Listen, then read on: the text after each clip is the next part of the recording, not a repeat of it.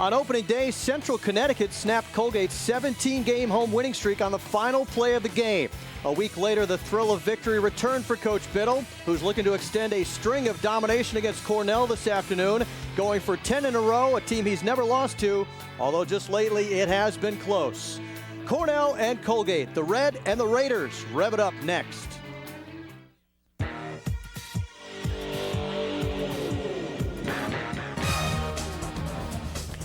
It's homecoming day in Hamilton and a gorgeous afternoon for the renewal of a rivalry that dates back to 1896. The Big Red of Cornell and the Raiders of Colgate, both teams in the hunt for their second win of the season.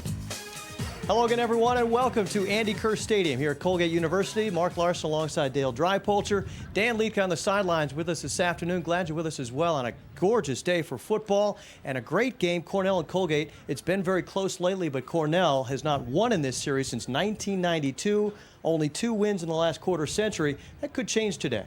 Well, both teams have got some consistency problems on offense, and I know the rivalry's big, but they're really looking to get the rest of the season underway and get this consistency straightened out. It's going to be a good matchup. Cornell very consistent at the running game so far this season. They bring in the 11th best running attack in the nation. A big part of that, sophomore running back Luke Sewula. Out of Homer High School, a real good athlete, 200-yard back-to-back games, very tough, very big and strong. He's a real key for the Big Red. The Colgate Raiders have hurt themselves with turnovers so far this season, 13 in the first 2 games, including 8 interceptions. So obviously a key player, the quarterback, Mike Saraceno, the senior, will get the start this afternoon, but behind him is a true freshman. Well, Saraceno's the guy that can do it. He's looking for that consistency for the running game and the passing game. He's got a strong arm. He's got to put it in the right jersey. That's what he's got to do today. Great key for them, number 11, Mike Saraceno. Now, the Big Red very good at running the football and also very good at stopping the run. For more on that, let's go downstairs to Dan Leedke. Well, thank you, Mark. As you mentioned, this rivalry comprised of many streaks, and the one with the most impact on this game could have to do with the running game. Colgate unable to get on track offensively. That may force their hand into the running game to establish control of this game. That plays right into the Big Red's hands under Coach Knowles. In 12 games, not a single 100-yard rusher against his defense. That's good stuff, and last year Colgate had Jamal Branch. Even better. We'll be back with the opening kickoff between Colgate and Cornell right after this. Raiders football on Time Warner Sports 26 is brought to you by Cole Muffler and Brake. It's time for a change, a Castrol oil change at your nearby Cole Muffler and Brake Center. By Barden Homes, better, faster, smarter. By Davidson's Chevrolet of Rome, our prices are so low, our competition hates us. And by Oneida Savings Bank, your link to a brighter future. Welcome back to Hamilton, and what a gorgeous afternoon. Perfect day for some football, and Cornell and Colgate coming up. And it is homecoming. And the balloons have been released up into the air. And much of the crowd is already in the seats. Some still arriving after the tailgate. All-time series still led by the Big Red, although Colgate has dominated lately. And here's an interesting fact for you. Historically, the longest winning streak in the series is 10 in a row. Last time it happened, 100 years ago yesterday. Cornell won the first 10 games in this series, so there you go. Today's officials. Did you read that in the paper? Yeah. Good stuff. Our officials this afternoon, and the head coach of the Cornell Big Red in his second season at his alma mater, Jim Knowles. 5-7 so far. Finished out last year with a bang and looking to carry that momentum into this season. Off to a 1-1 start this year. And for the Colgate Raiders, in his 10th year, Dick Biddle, 77-33. That's 70% in the win column. And with one more win, he moves into second place all time at Colgate, passing Fred Dunlap. And Andy Kerr is next, guy for whom the stadium is named. So the Colgate Raiders will receive the opening kickoff from A.J. Weitzman.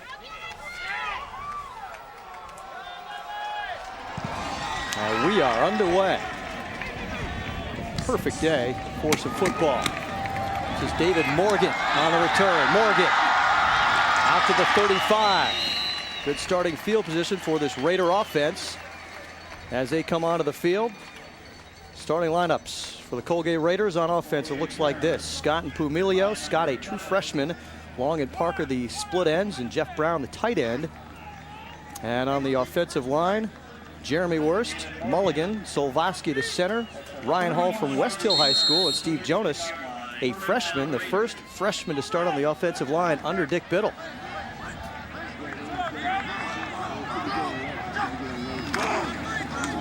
Saraceno will give it to Scott on his first play of the game as Scott stacked up right at the line of scrimmage by that Cornell defense. As we mentioned, they have been excellent against the run. Saraceno's numbers for the season, all 5 of those interceptions were in the season opener. As you mentioned, Dale, he's been battling some nicks and bruises, a high ankle sprain, but he got the start today because the original backup, Lee Sloan, was knocked out with a concussion last game, so he is unavailable. And behind Saraceno, it's true freshman Anthony Fusillo.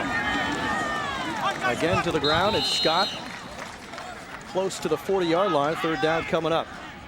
Cornell defensively. Lucas, Pollock, Dix, and Kiskaden up front.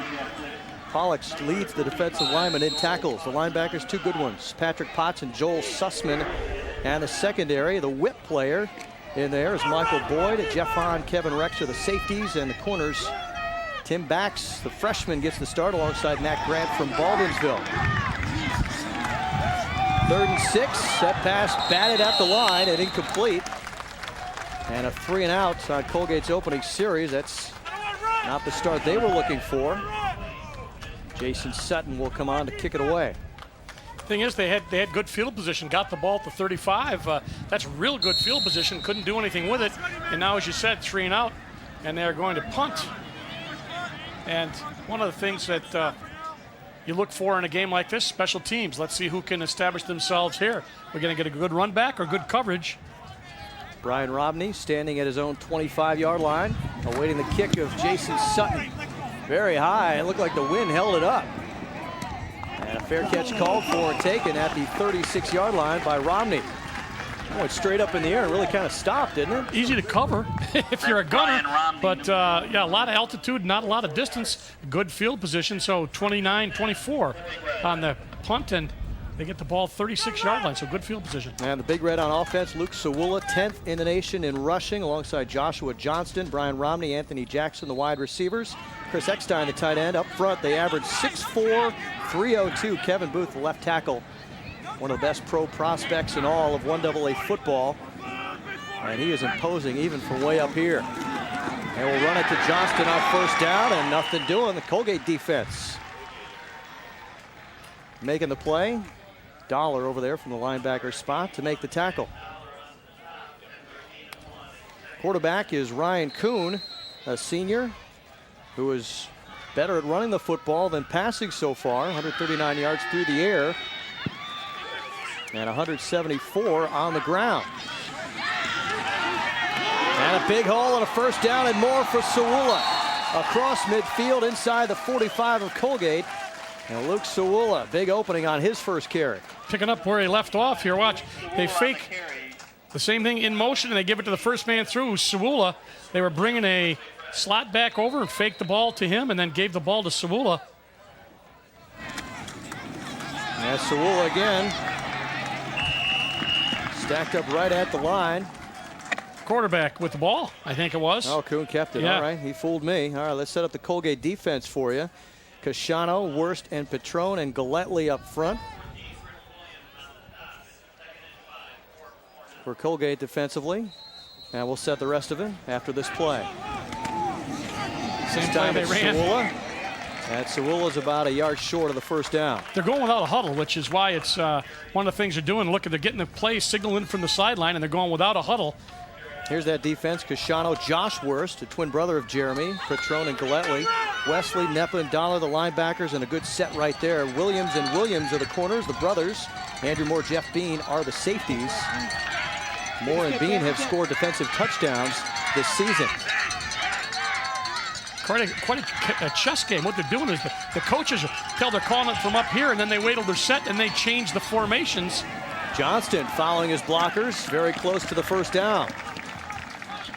Going without a huddle, they just line up and then look to the sideline, and the coach signals into play, and then they change the formation. And they are close to a first down, but interesting look, almost the old single wing look.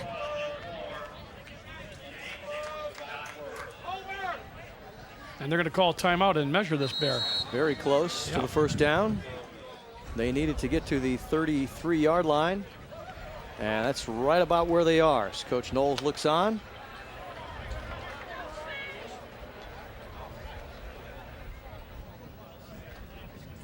Looks good. It looks good is good, and a first down for the Big Red. You can see him getting set right now. No huddle. Quick at it. Not wasting any time as they... See, they line up. Now, look, he's looking over, looking over to the sideline, and the coaches, I'm sure, getting information from the spotters as to what kind of defense they're in, and then they change. Look, I see him looking over there and then changing the play because they got a lot of time with no huddle. They still got 10, 15 seconds left. Now down to 11, but still a lot of time. Good strategy by Cornell. Interesting. And they tried on the ground. Sewula inside the 30. And that's interesting. I don't think I've ever seen that before. It's one thing to go no huddle and then let your quarterback pick out a play, but coaches are involved right up almost to the snap. Absolutely. So far. And then the guys up here in the booth, they're the ones that are talking down there and telling them. See, again, looking over, a lot of time left. Blitz. And a pitch to Sewula as Kuhn just got rid of it. And that time the Raiders all over that. Petrone in the backfield to make the tackle. And Nepa was back there to foul things up. Cashano, too, they just ran a little pitch, a little behind Sewula. And you see right there, slipped down, knocked down by Cashano as he came in from that defensive end position, got him by the ankle.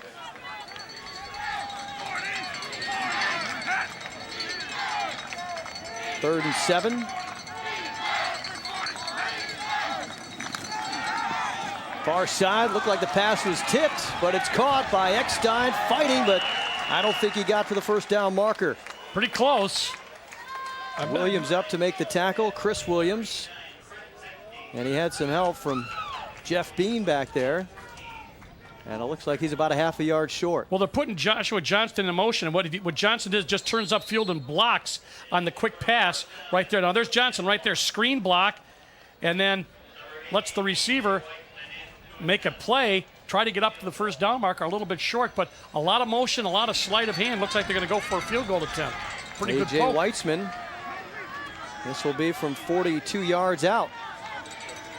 His career high is 45. Good height. Got a lot of leg, and apparently he's got a little wind behind it too, and that one's good by a long shot. So A.J. Weitzman puts it through, the senior out of Saratoga, California, gives the Big Red first points in this football game on their first possession. 3-0 Cornell early.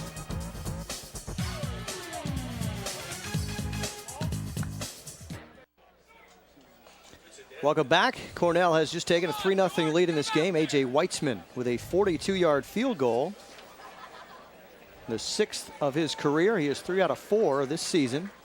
So Weitzman off to a good start, as are the Big Red. And we talked about how Colgate has dominated this series, and Coach Knowles telling me, well, they've just been kind of bigger and better than we have been the last, well, a few years, I guess. Now, when Coach Knowles was playing at Cornell, he said they did beat Colgate his senior year. And that was back in '86. He said it was a big deal then to beat these guys, but he wants to start to get that series turned around. He said that was a big win for us. It meant a lot to us, and he's hoping the same thing happens this afternoon for his Big Red team. A flying start. Weitzman boots it deep to Bean, who takes it at the goal line. Bean fighting to get to the 20-yard line. And he just barely got there. There's some intensity. I was watching some of the Gunners. There's some intensity on that field, Mark. There's some blocking and reblocking going on at all times. So it's going to be an interesting game to watch. You know, coming in, Colgate averaging 127 yards rushing. I think they really need to get that rushing game going. The game that we did, we were not here for the Massachusetts game, but they really got to get the consistent running game, and they've lost some injuries. So it's really become kind of a ongoing problem. Their leading rusher, Steve Hansen, a freshman, is out for the season. And we had been impressed with him. He was very impressive in that season opener against Central Connecticut State. Ray LaMonica, who was the starter coming into the year, also banged up. So Jordan Scott, the true freshman, gets the call again there. And Scott, a pretty good debut last week on the road at Dartmouth. His second carry of his career. He went 33 yards for a touchdown. So Jordan Scott has the tools, the freshman out of DeMatha Catholic, very good high school down in the Hyattville, Maryland area. Nice tackle by Boyd. Read that, and just about no gain as he brought number 30 down, Scott down. This time Saraceno keeps it, got some time. He got hit by Rex as he released, but Parker had it and then dropped it. Boyd again on the defense. And Kevin Rex laid out Mike Saraceno just after he got rid of that one. Well, I'll tell you, that ball was pretty well thrown. It was a nice fake, and they're battling for it, and you're going to see Parker get the ball stripped, I think, by Boyd. Let's see. There's the quarterback, Saraceno. You know, you got to take that, but watch this ball. Watch him grab, knocked away. He had that ball. That was all Boyd on that play for Cornell, number 37. Mike Boyd, the young sophomore, making a couple of defensive plays, setting up a 3rd and long for the Raiders. And here come the Big Reds. Saraceno trying to get out of there, and he could not escape. He got a couple of yards, but well short of the first down. Jeff Dix ran him down, and another 3 and out for that Colgate offense. So you talked about the consistency they're looking for, and 0 for 2. And he had to scramble. Kiskaden at number 90 and the whole defensive line. Good penetration, but Kiskaden was the first guy through there and forced him to, you know, if you can make the quarterback run all day, I don't even care if it's Michael Vick. I mean, he's great, but if you can make him consistently run, you're really doing your job.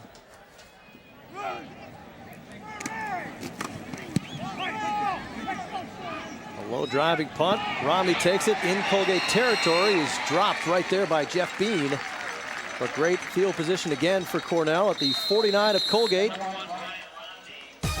And that's where they will begin their second possession, in good shape to add to their 3-0 lead.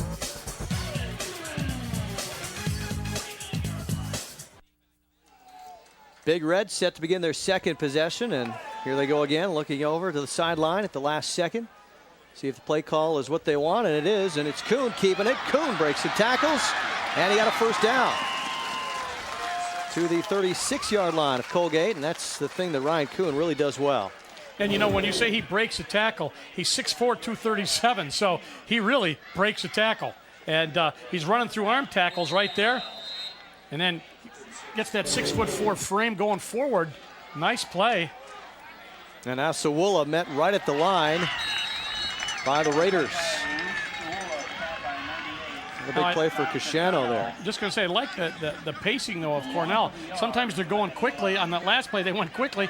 Sometimes they're taking the time and double-checking on the sideline. They line up in a bunch of different formations. Now they got twin slots out of the gun.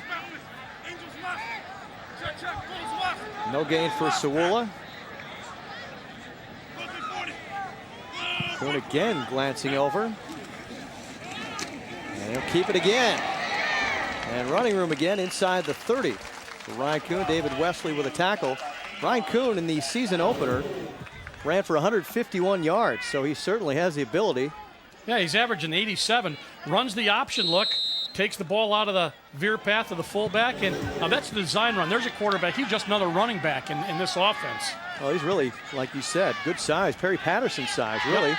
6'4", 237. Jim Knowles wants him to be a little bit better, though, in the passing game. He struggled at that last week in the loss at Yale. And he's got a true freshman pushing him now. Oh, there you go. A little high. There it is. A little high for his tight end, Troy Fulmer, on 3rd down, and that brings up a 4th. They really stretch the defense, though, intellectually. They line up in trips. Then they send a guy in motion. They never give you the same look twice, and so it's got to be very difficult and frustrating for the defense to try to get set and say, here's what we know they do out of this set, here's what they know what we do out of that set. You know, look at films. It's got to be difficult. I'm impressed with them so far. Colgate doing a nice job here of making them punt because they started out with, making a field goal attempt because they had good field position. And the way he hit that last one, Coach Knowles confident in A.J. Weitzman. From this distance, it would be a new career long from 47. Plenty of leg. And he got that one through as well. A.J. Weitzman, 2 for 2 on the afternoon, both from beyond 40 yards. And there is a bit of a wind behind him going that way. And he used it to his advantage and got it in between the uprights. So the Big Red off to a 6-0 lead. That's the good news. Unfortunately, the bad news for them, they've settled for a couple of field goals so far. Coming up right after this game, the Louisville Cardinals and Florida Atlantic, as the Cardinals try and bounce back from getting hammered last weekend in South Florida. That's a 4 o'clock kick right here on Time Warner Sports, right after Cornell and Colgate this afternoon. Checking out Weitzman there, 47-yard field goal, new career high. His best was 45 against Bucknell, so he's had a lot of opportunities. And you said he's got the wind at his back, and he's taking advantage of it. You know, he's a big guy, too, 6'2". I'm used to seeing the little soccer guy kickers, you know, 5'8", 5'9". He's a big 6'2", 190-pounder from California, and he has both scoring drives have ended up in field goals, but that's what you got a guy out there for with a big leg, and Weitzman's come through. And both of those field goals have cleared by, you know, good 10 yards, it looked like. So good height, too. That's what I like about them. You know what? They really get up there. And, of course, they go up, they're going to pick up that wind because there's a little bit of wind here. So the Big Red with a 6-0 lead on homecoming day here in Hamilton. Whoa. Well, he got all that one as well. Out of the end zone, a touchback. And the Raiders back on offense now, trying to get something going. How important is your kicking game? Gives you 2 field goals and then gives the other team a lousy field position by kicking the ball out of the end zone. I'm telling you, you know, you don't realize exactly, because sometimes it's not as apparent, but it has been apparent in this game how important the kicking game is. Let's see what Colgate can do. Dick Biddle's got to get them on track. They were chasing Saraceno, not the running quarterback that Cornell has been running. And when you're chasing him out and make him run, you're doing your job. Let's see what they come up with. Right out under the center. It's Scott again, looking for running room. He is met at the 24-yard line by Matt Grant. Coming up to make the hit. And you can tell right away how good this Cornell defense is against the run. Well, you know, the corner comes up. As soon as he sees it, right there, he's going to come down low. Right there. Hits with the shoulder. Got to wrap him up. Got some help from the back, but Grant came right up. Read the run. It's all about reading when you're a corner. And Scott still looking to break free a little bit. 4 yards on his last run. Big Red show blitz, and here they come. Grant was coming, and the throw is incomplete. As we were looking for Kenny Parker. Grant sliding over from the cornerback position. Blitz that time, and another 3rd down coming up for Colgate. Son, the linebacker, Potts, is going to end up in his face, number 58. Watch this, right there. Follows through. You know, it's tough to throw that ball with accuracy when you don't have somebody in your face, much less when they blitz the linebacker. And Potts, 58, came right up a seam. 0 for 2 on 3rd down thus far.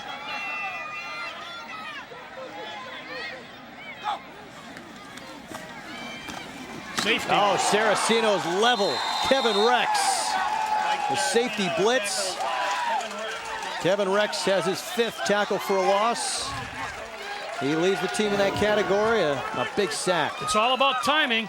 They wait just a second. He got a running start. Wait down. The offensive linemen have already made their blocking calls and any adjustments, and all of a sudden, he's got a running start and really penetrates. And Rex, nice job there. Look at the numbers there. That's for 2 games, by the way. 26 tackles. He is 3rd in the nation in that category.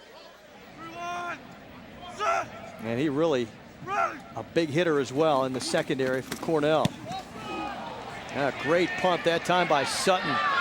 Romney driven back to his 43-yard line with a fair catch. And Sutton got a good foot on that one, 43 yards into the wind. But still, good field position for Cornell as they begin their 3rd possession, and Colgate 3 and out 3 straight times. More college football coming up on Time Warner Sports in prime time. Tuesday night, Ithaca and Brockport. The replay from this afternoon's game as the Bombers look to stay unbeaten against Brockport. 7 o'clock Tuesday night here on Time Warner Sports.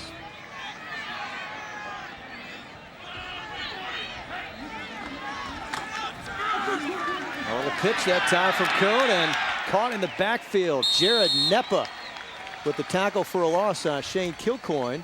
Flags also come down on the play. Now, Mr. Booth made a mistake there for Cornell, I believe. We'll see if I'm right or wrong, but that doesn't good happen penetration much by Colgate. He ended up pushing his man from the back and grabbed out a hold of him.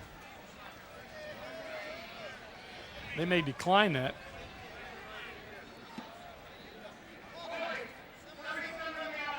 Penalty refused. Second down. There was a 7-yard loss anyway on the tackle by Nepa, so they'll decline, and second and long. Watch, you can see right there's the hold right there, as Booth was trying to hold, and good defense by Colgate.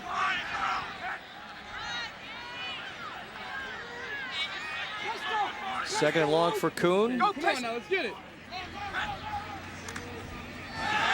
He'll drop to throw it and going deep. One-on-one coverage, but Jeff Bean is there. And he did exactly what he's supposed to do. He looked back for the football and just kind of rode the receiver out of bounds. And it'll bring up a third and long.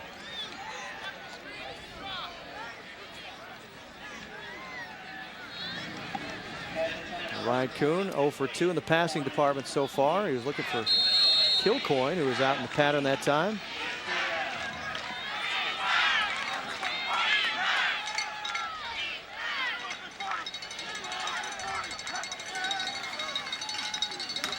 Kuhn will keep it. Follows Booth. Short of the first down. He got up across the 45 to the 47. That's a good 6 yards short. And the punt team coming out for Cornell for the first time. The Raider defense keeps the Big Red from adding to their lead. And we get our first look at Michael Bowling. Sophomore punter for the Big Red, 35 yards the average, a long of 50. And Michael Bowling slimmed down. He lost 25 pounds from last year. He still goes 227, so you can imagine. And it's producing well in the punting department. Look at that, inside the 20 and out of bounds.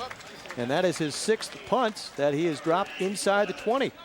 And that was not aerodynamic at all. It was end over end the whole way. Of course, he got a weak snap, took it up off the ground, 36 yards, no return, out of bounds. Nice looking punt and a field position problem again for Colgate. Now, Colgate, one of the best punt return teams in the nation, so a good idea by Bowling to aim for the sidelines. Raiders will start out at their own 17, their 4th possession. They've gone 3 and out on the first 3. Ben Evans, the fullback, in front of Jordan Scott, behind Mike Saraceno. It's Scott right up the middle. Good hole, spins out of one tackle. And then the Big Redder there, Patrick Potts, among the tacklers for Cornell. Let's look at some of that Big Red defense we were talking about in the open, particularly against the run. Well, they get a lot of people on the ball in a hurry. Good blitzing, lots of blitzing. There was a great play, knocked the ball away. And then there's the blitz that we had before when you see the penetration by Cornell's Kevin Rex on a safety blitz.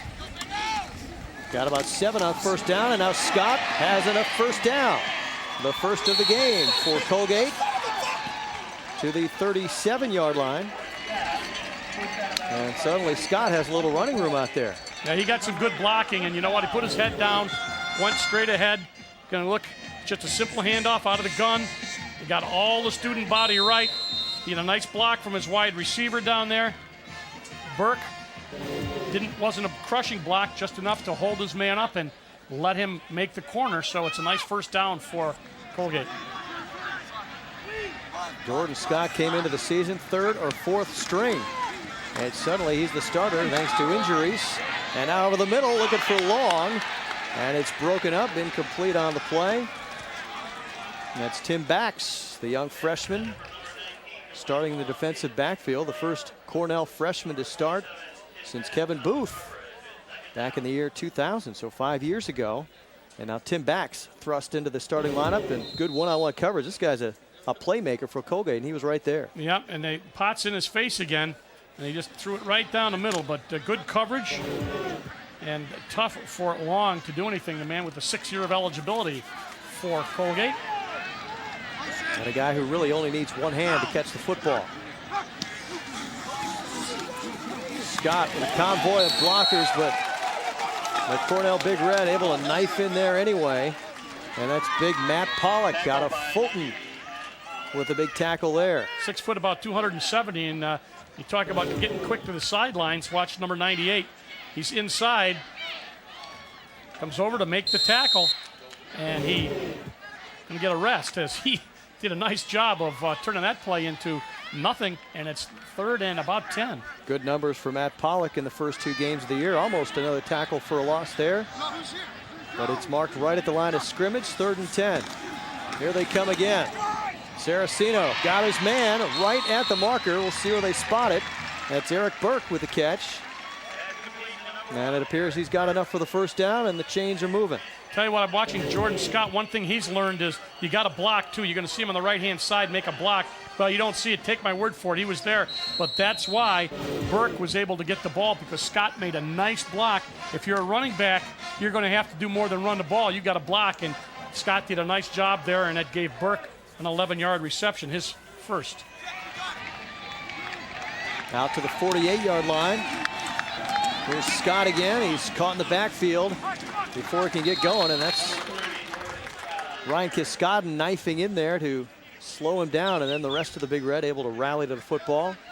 Boy, their linebackers are very, very active. Potts is all over the place, number 58, and they show up from different places. You know, they're coming from all over the place, and they're getting a lot of new defensive linemen in and out because they're working real hard. But they're going to tell you, you know what, boys, you work hard, we'll give you rest, and you're going to be able to go 100% every play.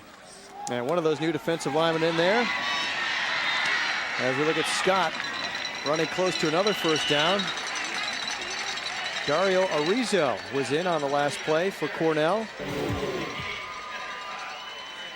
The CBA product. You can see the pull right there, and then just breaks out. You know, he's one of those shorter backs, and all of a sudden you see him, you know, piling out of the interference. The offensive line all pulled left, and then Scott appeared and came up just about a yard short.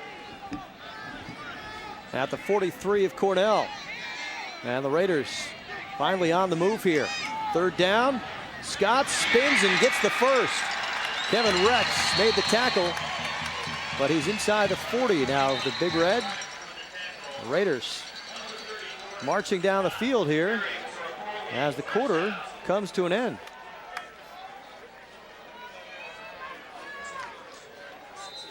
So they will switch sides, and now the Raiders will have the wind at their back, and they're on the march inside the 40 of the Big Red when we come back.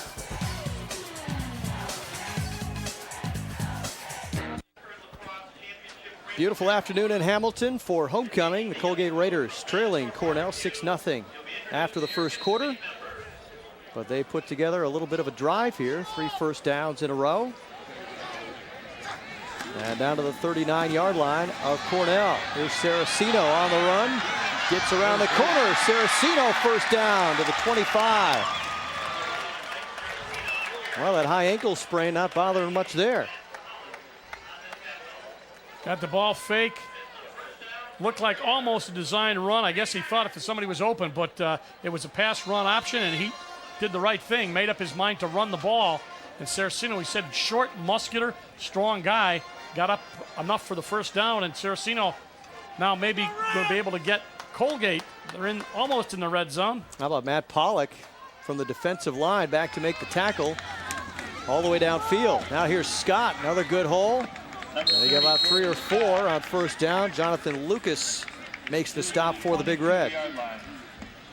First quarter numbers, Dale, coming up.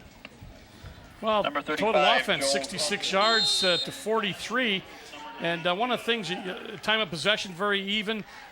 First downs, 3 and 3, very even. It's the 2 field goals. Those are the keys. And when you got somebody who's kicking 42 and 47, putting points on the board, that's what you need. But Colgate threatening right now. And they have the wind at their back should they need to attempt a field goal. Out of the flat, Evans with a terrific catch. Ben Evans, the fullback, showing some soft hands, and it's another first down for Colgate.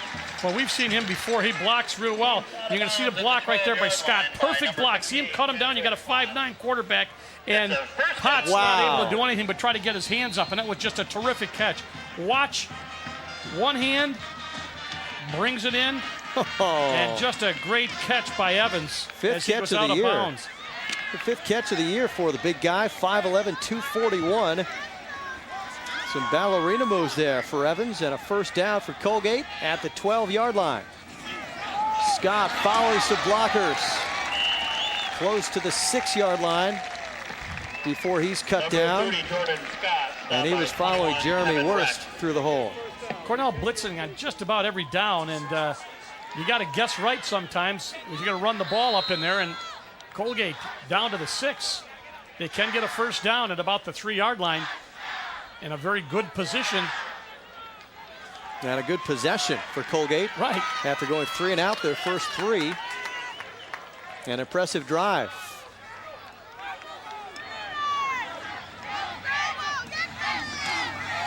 The delay, Scott hit at the line and stopped right there. Lucas getting up from underneath the pile. Patrick Potts also in there. And a 3rd and 7 coming up for Colgate. A little fake. Looked like, am I going to hand it off? Am I going to pass it? And he hands it off to Scott. The up in that particular set.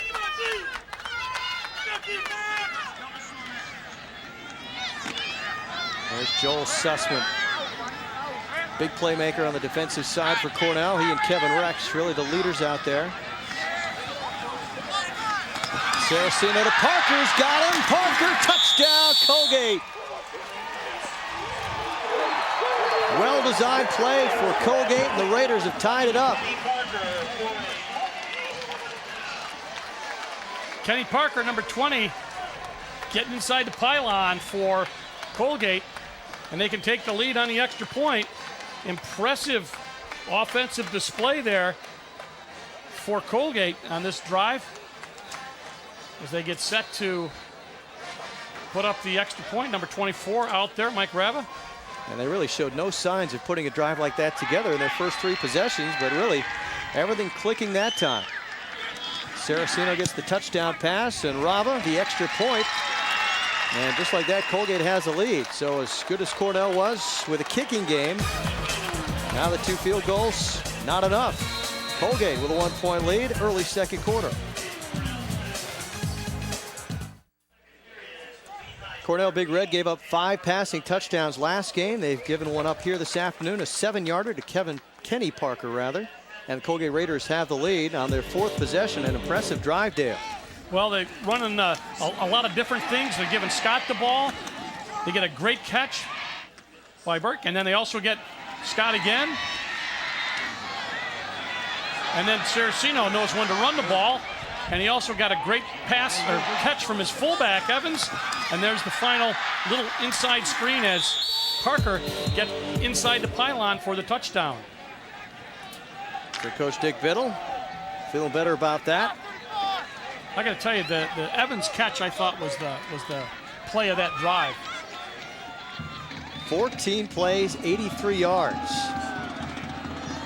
And I guess they were just getting warmed up in their first 3 possessions.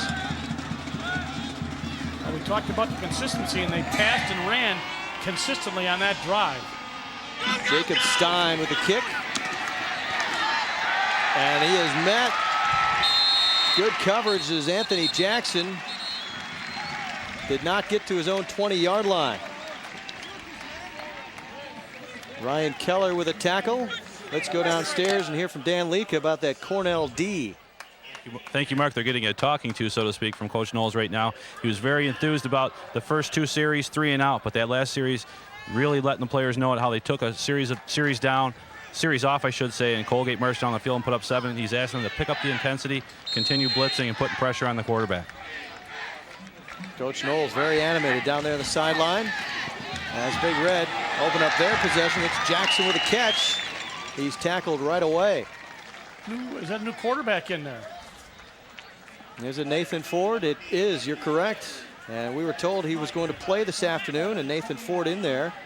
Cody Williams with the tackle there. Nathan Ford, a true freshman out of Palo Alto, California. He played very well in his collegiate debut last week in the loss to Yale. And Coach Knowles said he earned some playing time, and he's out there early in this game. And showing a lot of confidence in his quarterback to put them in there when they're inside their own 20 and starting out with a pass. I'll tell you what, Colgate just made a great play, ran the option in the corner. Chris Williams came up and stopped that, beat the block down, got inside the play, stopped the option. So it's going to be a passing situation for young Mr. Ford. And you look at Ford's numbers from the game at Yale last week. And he's to the air again. A little touch on this one. And a little too far for Jackson. So Ford comes up empty there. Number 14, Chris Williams. And the Big Red will be forced to punt it away. Nathan Ford. We have high hopes for this young man. Well, he's a little out of sync there with his receiver. His receiver came in, broke in, and then out. And the ball was passed while he was doing the in route. When he turned around, the ball was not there. So it's going to be a punt for Cornell. Michael Bowling back in there. His first punt. Tucked it inside the 20. He'll be able to unload here. Drives Bean to the 43 and great coverage downfield. Todd Lasowski down to make the tackle. And one of the backup quarterbacks for Cornell getting some time on special teams and a big play there. Be sure to be with us on Friday night. Rome Free Academy hosting Unbeaten FM, a 7 o'clock kick here on Time Warner Sports. The second to last week of the regular season. Things really tightening up and heating up in high school football, and we'll have a good one for you here next Friday night. Listen, it was 36 on the punt, so they've got pretty good field position. No return, but good field position for Colgate on their own 43. They went 83 yards on their last possession. They'll only have to go 57 here to get into the end zone as Scott driven back after he got to the 46. I tell you, they really got guys flowing to the football. Cornell does defensively. That was Potts, 58. Watch, they pull out, trying to get some interference on the outside. Mulligan leading the way, but too many white jerseys there, and you can see what happens. Man, you really got to talk about being big and taking a pounding. That's why those guys are taking a pounding, as Cornell there in a hurry. Sussman, the safety up also, so it's a clawing and pursuing Cornell defense. Got 3 yards for Scott. Now 4 wide receivers in the pattern, and blitz coming. The pass knocked down at the line. Cashano got his hand up there. I'd like to call them paws when they're defensive linemen, but it is a hand after all. They're running 8 guys, 9 guys up. There's only 2 guys back, and they're banking on the ability to get in and get in his face. Now, I'm sure part of it is because Saraceno's listed at 5'9", and when you can get in there and get your hands in his face, that's a key. And sometimes they'll send a linebacker and run a little stunt, and they got in his face, brings up 3rd and long. And that was Matt Pollock batting down the pass. Another big play for Pollock and a 3rd down for Colgate. Blitz coming, they picked it up, got the first down. Brent Dillingham, his first catch of the season, gets the first down for Colgate. They don't use the tight end much here are the Raiders. Their starting tight end, Jeff Brown, no catches this year. That's the first catch by a Colgate tight end this year. Well, they dragged him out underneath, and he got good vision, reached a little bit behind him. Nice pass by Saraceno, and he ran for the flag and got the first down. And they gave him a little bit of a break. He's getting him back in the gun a little bit as Dillingham made the catch. But you got to get your quarterback, when you're going to pass, you got to get him off the line of scrimmage a little bit, especially when he's 5'9". All right, correction, Dillingham, that's his 4th catch of the year. And a first down for the Raiders at the 40. Well, we got another one. 5 catches. Kevin Rex all over Dillingham, but Dillingham 6'5", 240. A tough guy to handle, a freshman out of Naples, Florida. Saraceno in a pass run option, and he decided they had it covered. Watch, he's rolling to his left. He's got to throw the ball. He said, no, I think I'm going to pass it. Nice zip on the ball. Picked up positive yardage, about 7. Coaches talk about it all the time, but the key to having a good 3rd down conversion rate is what you do on 1st down. And you get 7 yards on 1st down, that really opens a lot of things up. Scott trying to move the pile inside the 30. Very close to a first down. It looks like he's got it. inside the 30-yard line. Patrick Potts in on the tackle for Cornell, but another first down for Colgate. That pile looked like it was going to stop him, but you know, he kept it moving, kept those legs chopping, and 5'11", 200-pounder out of Maryland, DeMatha High School. And Jordan Scott not in the Colgate media guide. Asking Bob Cornell about that today, and he said, well, he didn't send his form back in time. So the deal is, if you don't send your form in on time, you don't get in the media guide. And so Jordan Scott getting some playing time, but he's not in the media guide yet. He'll have to wait till next year. Loss of 2 on that last play. Good play by the Big Red. Jeff Dix, 52, and they put a lot of defensive linemen in. You know, when you've got a lot of guys like that and you can rotate people, it's really good because you can tell everybody, you just go 100% all the time, and we'll get somebody in for you if you get tired. And Cornell's done a lot of shifting and got a lot of linebackers in. Take different people out in different situations. They got another linebacker and go to a 3-down defensive line look with an extra linebacker. Saraceno looking for Parker. He overshot him. Matt Grant had a shot at picking that one off. Went through his hands. 3rd and long coming up.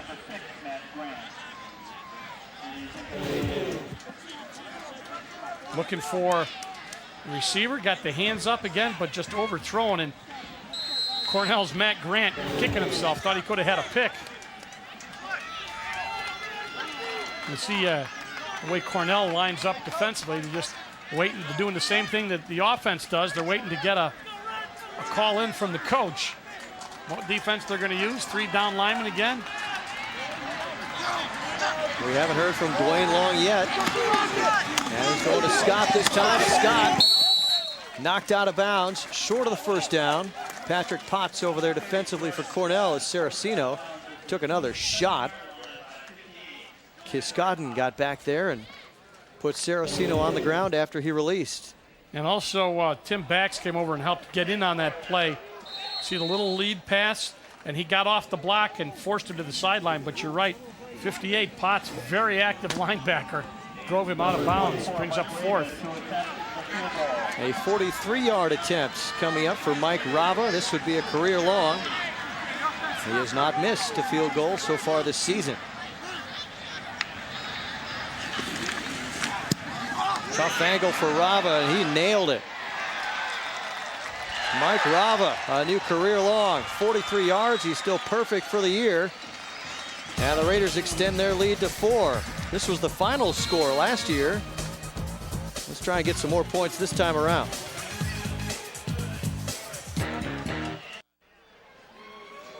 Good crowd out here at Colgate, and why not? Gorgeous afternoon. And the Colgate Raiders, the home team, making the fans happy so far. Mike Rava, perfect this season. 5 of 5 in the field goal department, just hit a 43-yarder. And the senior kicker has given Colgate a 10-6 lead. Cornell scored the first 6. Colgate has scored the last 10. And now Jacob Stein, the freshman kickoff specialist, is in. Stein got a foot into it, drives Jackson back into his end zone, and that's where he'll stay. Now the kicking game for Colgate comes around. We talked about Cornell's kicking game, getting those 2-3 points on their first 2 possessions, and now Stein puts it in the end zone, gets them out of the 20, and they've gotten a field goal. So, so far, the Colgate kicking game answering and doing a good job. Could decide the game, you never know. And all 3 field goals in the game have come going the same direction, so with the wind, it would appear that if you're going to kick one, that's the way to be going. Nathan Ford still in, the true freshman quarterback for his 2nd series. That's a good guy to give it to. Luke Sawula, first down across the 30.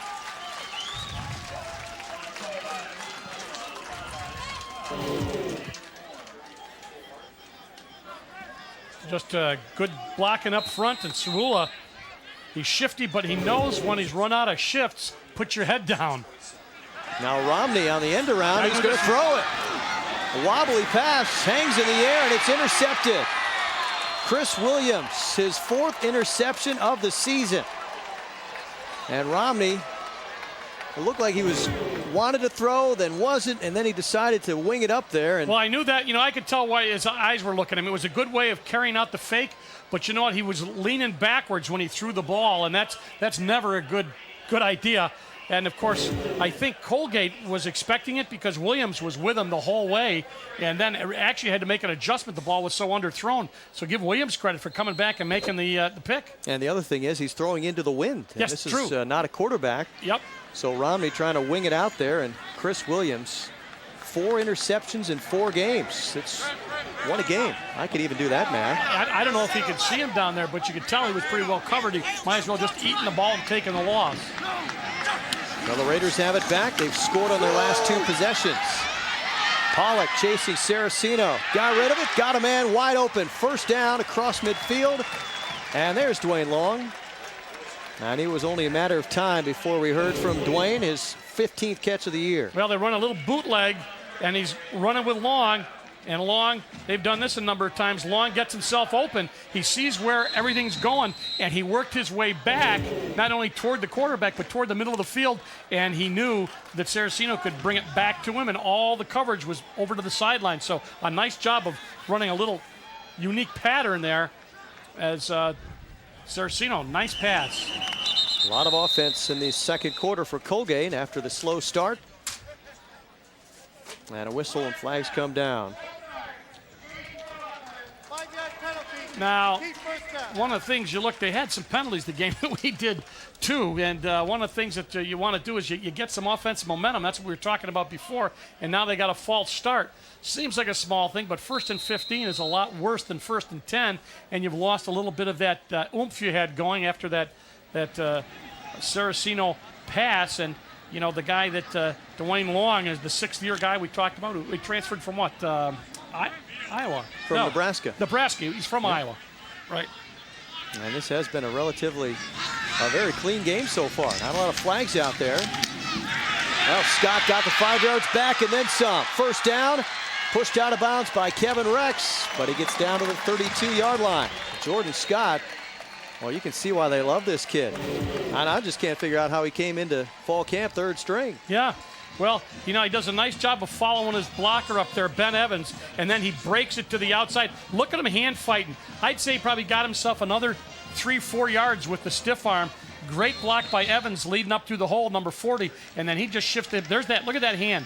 I'd say 5 yards on that. Great job by Scott.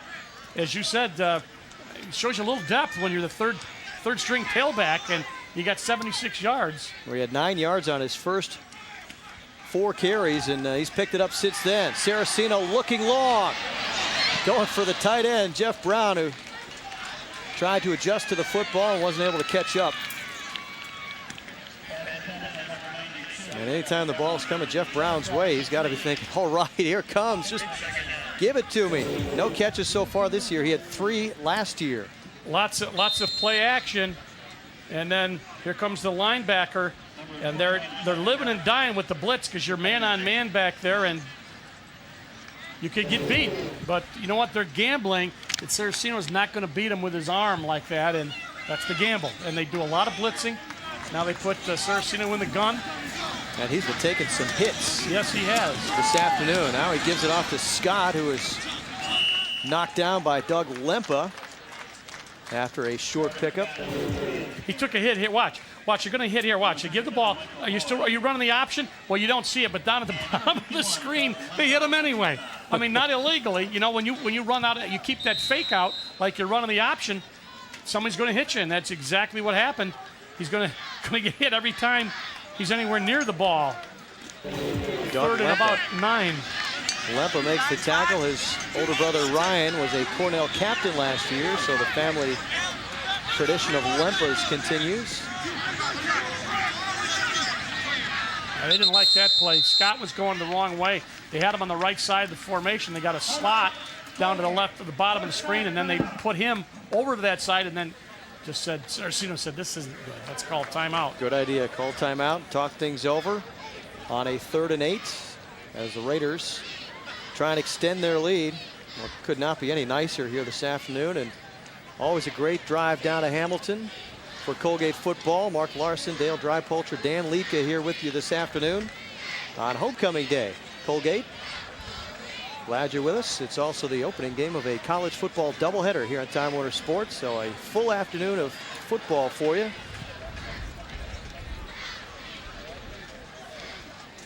And the crowd enjoying this one so far,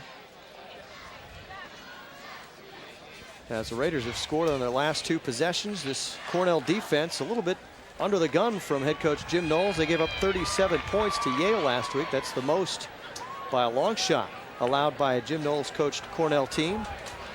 They lost that game by 20, and Coach Knowles was a little bit distraught, saying it's really the first time since he's been there as the head coach they've been out of it. Before that, their worst loss was by 10 last year, so his teams have kept things close. 7 of the 10 games last year were decided by 4 points or less, so they're used to being in the game.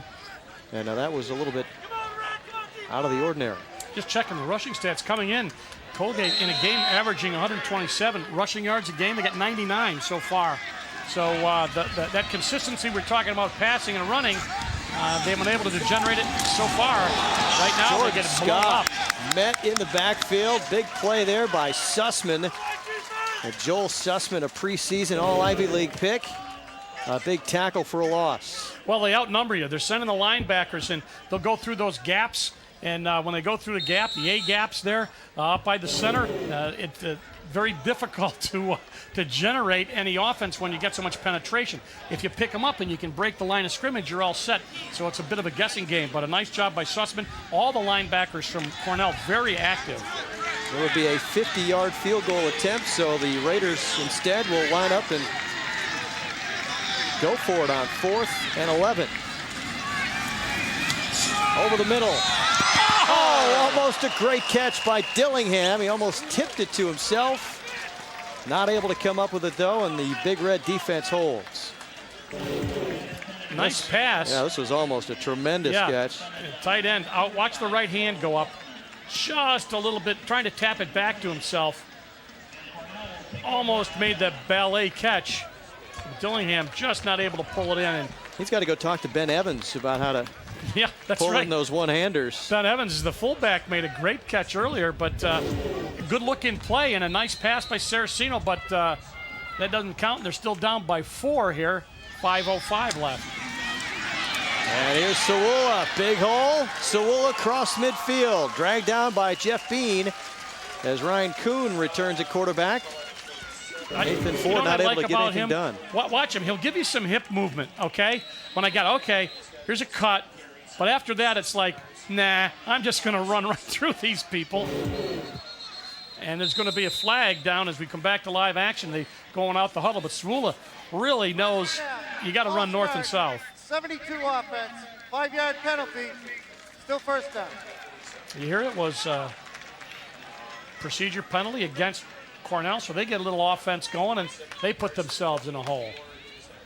Yes, Cornell offensive line is just mammoth. They are big. 6'4", 302, they average. And Kevin Booth leading the way at 6'4", 327, the left tackle. And they can open up some holes. Kuhn going to open up his own holes inside the 40. A couple yards short of the first down on 1st and 15. So he got 13 on the play. A lot of faking. Johnston and Romney in the backfield. Watch this. Fake, pulls it, takes it out. Then he keeps it himself. And you know what? A lot of people were running with Johnston and Romney. So a good faking look by Cornell. Same thing. Yep. Kuhn this time short of the first down. Nepa up to make the tackle. He had some help from Zach Dollar. It'll be a 3rd and short.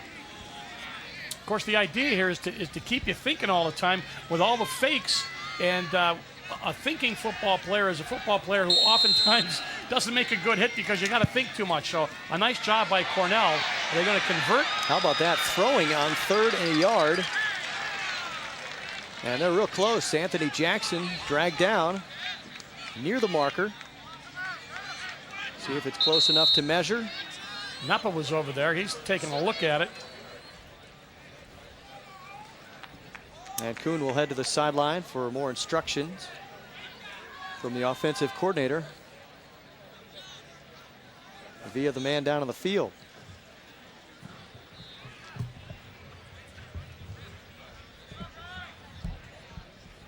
Woo. Got it by that much. Yeah. First down, Big Red. On a credit card.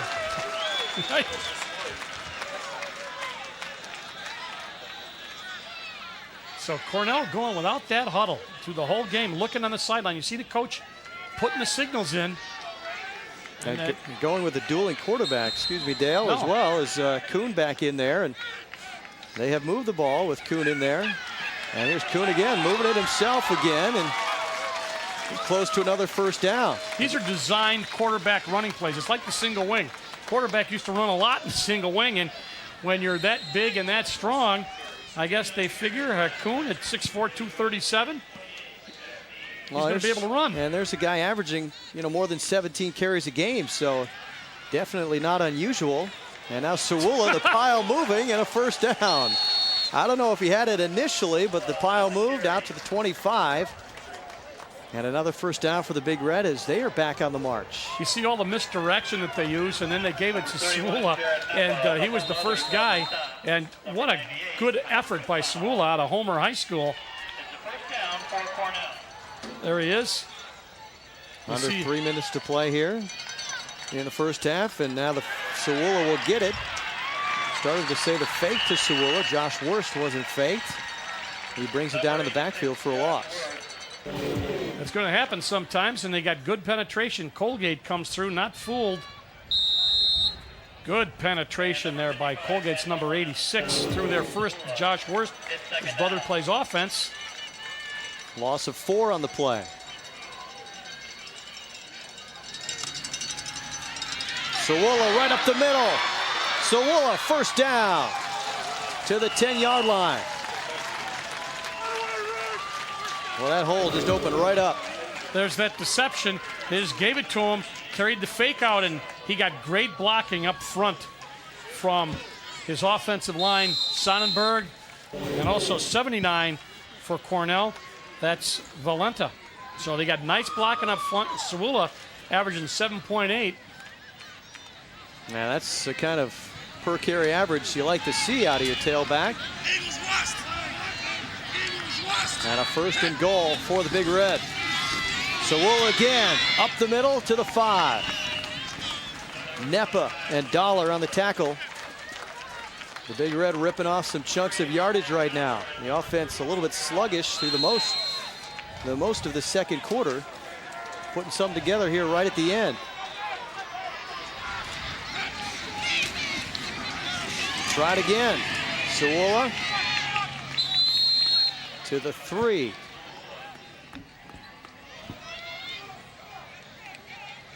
And the other thing that Cornell is doing is eating up the rest of this first half clock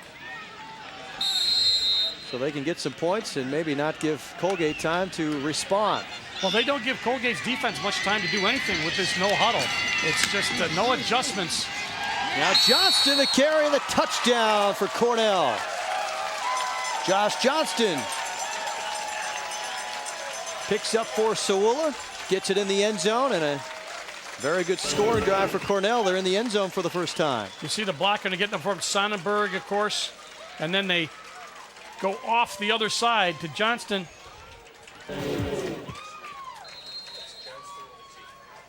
For the touchdown, but they're always crisscrossing Johnston and Romney and Sewula, and it's really a difficult thing to do. Who's got the ball and going without the huddle? Very difficult to stop, and you see the extra point right down the middle, 13-10. But the offense found their legs again. First touchdown for Cornell. Well, Johnston gets the touchdown. Sewula did most of the work along with Ryan Kuhn on that scoring drive. And the Big Red have surged back in front with 65 seconds left here in the first half. And Kuhn coming back on the field after Nathan Ford, the freshman, with a couple of series, not able to get Cornell going. And Kuhn got him going right into the end zone. Well, you get this no huddle, as we said. You're not able to do much changing and talking. And so what happens is you get the quarterback, who we know is a good runner, 237 pounds, takes some licks, takes some runs, gives it off, but also carries it. Sewula, as you said, did a lot of the work, running north and south. Little fakes, and they give it to Johnston on that little crisscross in the backfield, and Johnston puts it in for their first touchdown. So 2 field goals and a touchdown for Cornell, make it 13-10. And Colgate's got one of the things you talked about, too, is how much time they took off the clock. Colgate's only got 1:05 now when the ball is going to be kicked, so they're going to be hard-pressed to come up with anything offensively. And the freshman David Morgan awaits the kick. Back at his own 10-yard line alongside Jeff Bean. Now we figured this to be a close battle, and it has been so far. 4 of the last 5 games in this series have been decided by a touchdown or less. Well, Colgate has won all of them. Now Bean sidesteps a tackler and has a lot of room. Bean up the sideline, across midfield, and inside the 40, brought down by the kicker, Weitzman. That was a pretty slick little move on the sideline by Bean. Well, you know, they did the idea. They had it pinned 57 yards later. You're going to see the result. But they had him, they looked like they had him pinned on the sideline, but Bean up, eludes tackle after tackle until Weitzman finally takes his leg out from underneath him. But great field position. They still got 54 seconds left. If they had the ball in the normal position, that might not be much, but they're inside Cornell's 40 to the 38-yard line. Jeff Bean, who is 8th in the nation in punt returns, at almost 17 yards a return, a 57-yard kick return. As the Raiders in good shape, as you mentioned, under a minute to go here in the first half. Jordan Scott gets the call, and not much there. Jonathan Lucas on the tackle. Sorry, Just Dale. to say, the defense does the same thing. I've been watching. They're looking to the sideline, and they're saying, hurry up. You can say the kids are looking, hurry up, get the defense, and we want to get set. And now Colgate going without the huddle. And here come the Big Red on the blitz. Saraceno over the middle, caught by Burke. Burke to the 10. Matt Grant with the tackle, but good protection for Saraceno on the blitz, and a great pass over the middle. Protection, yeah, he's gotten the best protection there, and he just put the ball right on the money. Burke just had to reach back. Great timing. Give Saraceno a lot of credit. He's battled back, and there's going to be a timeout now. With 22 seconds left in the first half. Actually, the Big Red forced to use a timeout as they were not set on defense. They look confused defensively. They're looking over to the sideline, you know, making a hurry up, get the defense in, and then they're not set for when Colgate comes up to the ball, up to the line of scrimmage. And I think that they're a little bit shaken, so it was a good timeout for Cornell.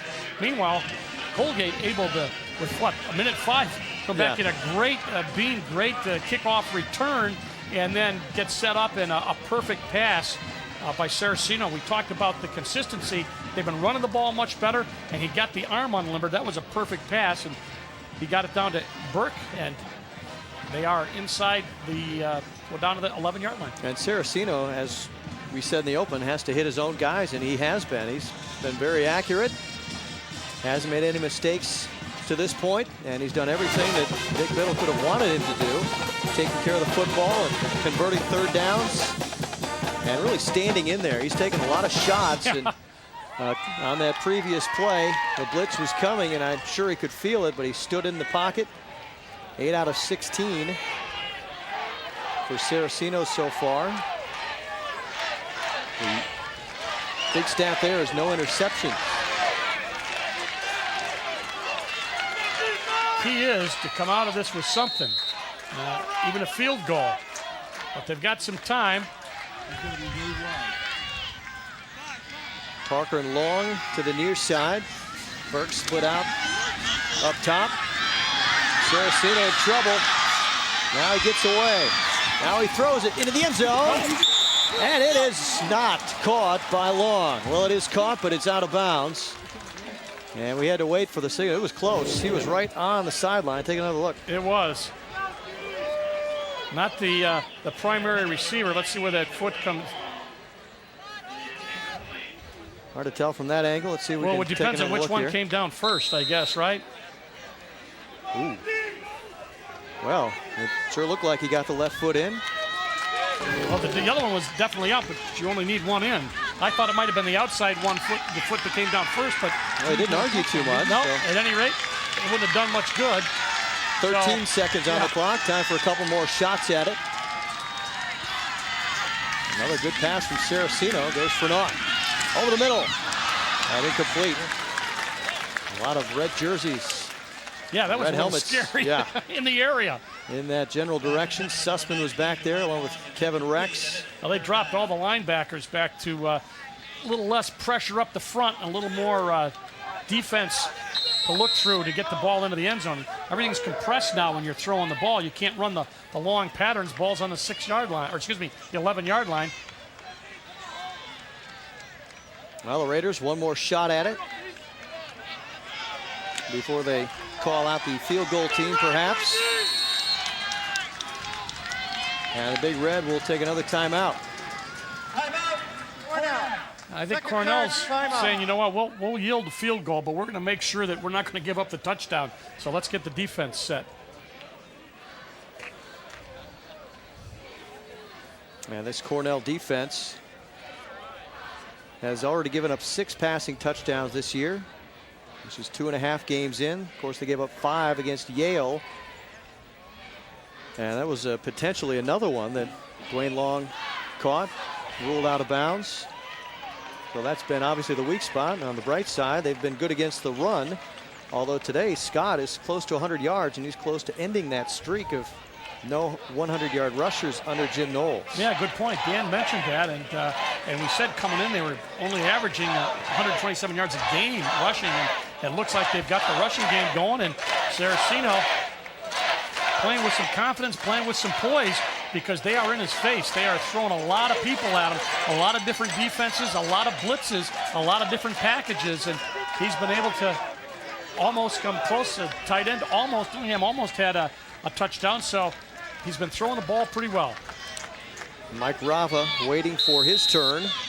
Field goal kicker is perfect. 5 out of 5 this year. He's hit from 47 in this game. Into the end zone, caught, touchdown, Kenny Parker. Number 2. And Saraceno took another shot as he points to the sky and celebrates his second touchdown pass of the game. Second one to Kenny Parker. Well, they rolled him out, and he's looking for Parker, who had a 7-yard reception before. It worked, and now Rava, who was saying maybe I'll have to go in and kick a field goal, not only has to come in and put up the PAT. To extend the lead back to 4 for the Raiders. And he got it. So as you saw, 3 seconds on the clock. And the Raiders quickly down the field after the great kick return by Jeff Bean, and another pass into the end zone against Cornell. I'm impressed of how Saraceno, watch him. Now he's rolling to his left, little half roll. Okay, he's right-handed, squares up. He's got a strong arm. I mean, that was, he didn't really set his feet. He just got himself square, which is what you're supposed to do. But watch the arm strength right there, because that's a spiral, and that's perfect. To Parker. Parker really broke free. He was all alone back there. Somebody lost him. Yeah, give Parker credit. Anytime you do that roll, the guys got to hold their, their positions, and Parker was able to break free. Again, rolling across the defensive formation and able to get the pass from Saraceno. So Saraceno, after missing a game with injury, the game against UMass, he was out. Coming back strong in his second start of the year, the co-captain for Colgate. A couple of touchdown passes here in the first half. They go 38 yards in 5 plays. Again, set up by the kick return by Jeff Bean. And now Jacob Stein.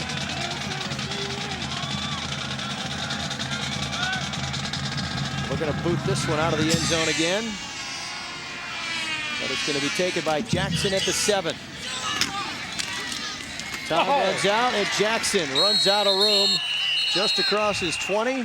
The Raiders down there to bring him down, and the Colgate Raiders will take a 4-point lead into the locker room. 17-13 our score. Cornell jumped out to the 6-0 lead. Colgate came back to score 10 in a row, then Cornell scored to take the lead back. And in the final minute of the first half, Colgate took it back. Let's go down to Dan Liedtke. Well, thank you, Mark, here with Coach Biddle. Coach, coming into this game, struggled to get on track offensively, but 3 of the last 4 drives here, you come away with points. Are things rolling now? I hope they're rolling, but we got to tackle a lot better on defense, and we got to execute a little bit better on offense. I think in the second quarter we got a little field position with the wind or whatever, so I think that's the key to the game right now. What can we expect coming out of the locker room here in the second half? Well, I think we need to continue to execute on offense. I think we need to get settled down a little bit on defense and get our composure and tackle a little bit better. Coach, best of luck. We'll send it back upstairs.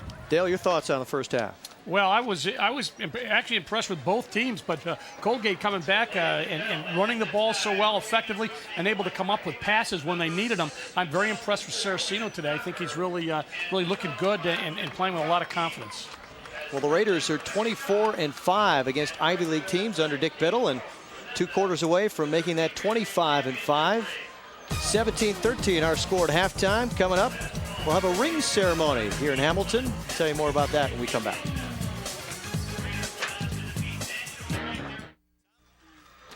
$18 of the last 19 games here in Hamilton. The Colgate Raiders have come out on top, and they lead the Cornell Big Red at halftime, 17-13. Well, believe it or not, you wouldn't know it by looking outside today, but it's almost hockey season.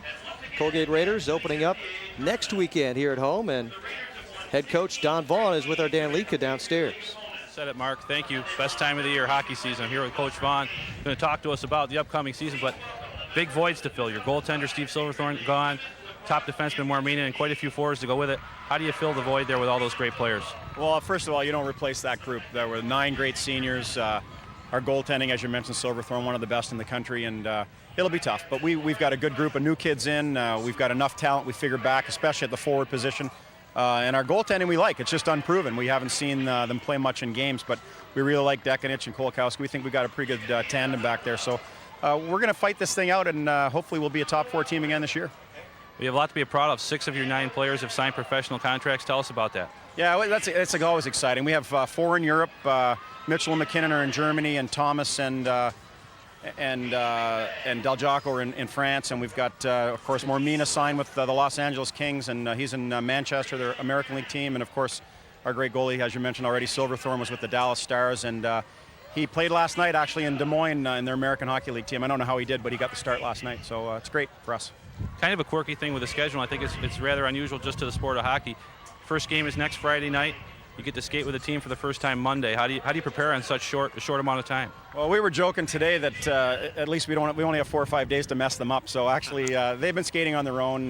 We've got great leadership in John Smith and Kyle Wilson and our captains Liam Huchelak. So they've done a nice job of just working with the guys. And we'll first of all, we won't be where we need to be, but we'll be far enough along, I think. But we'll put a good game plan together and playing a great team. We're going to know exactly where we stand after next weekend. Lowell's a great hockey club.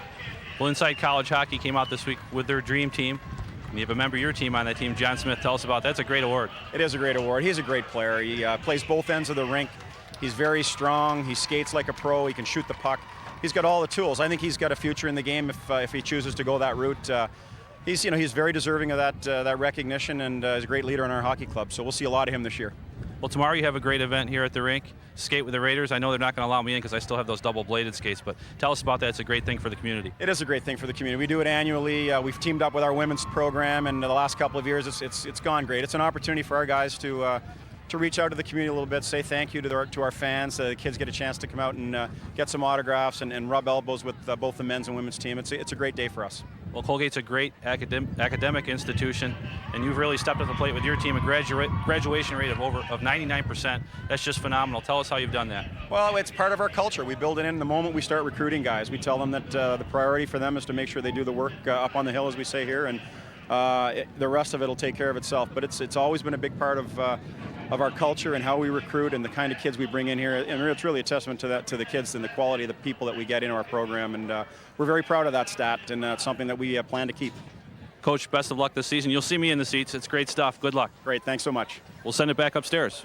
All right, thank you, Dan and Don, as the Colgate Raiders look forward to hockey season here in Hamilton starting this Friday night.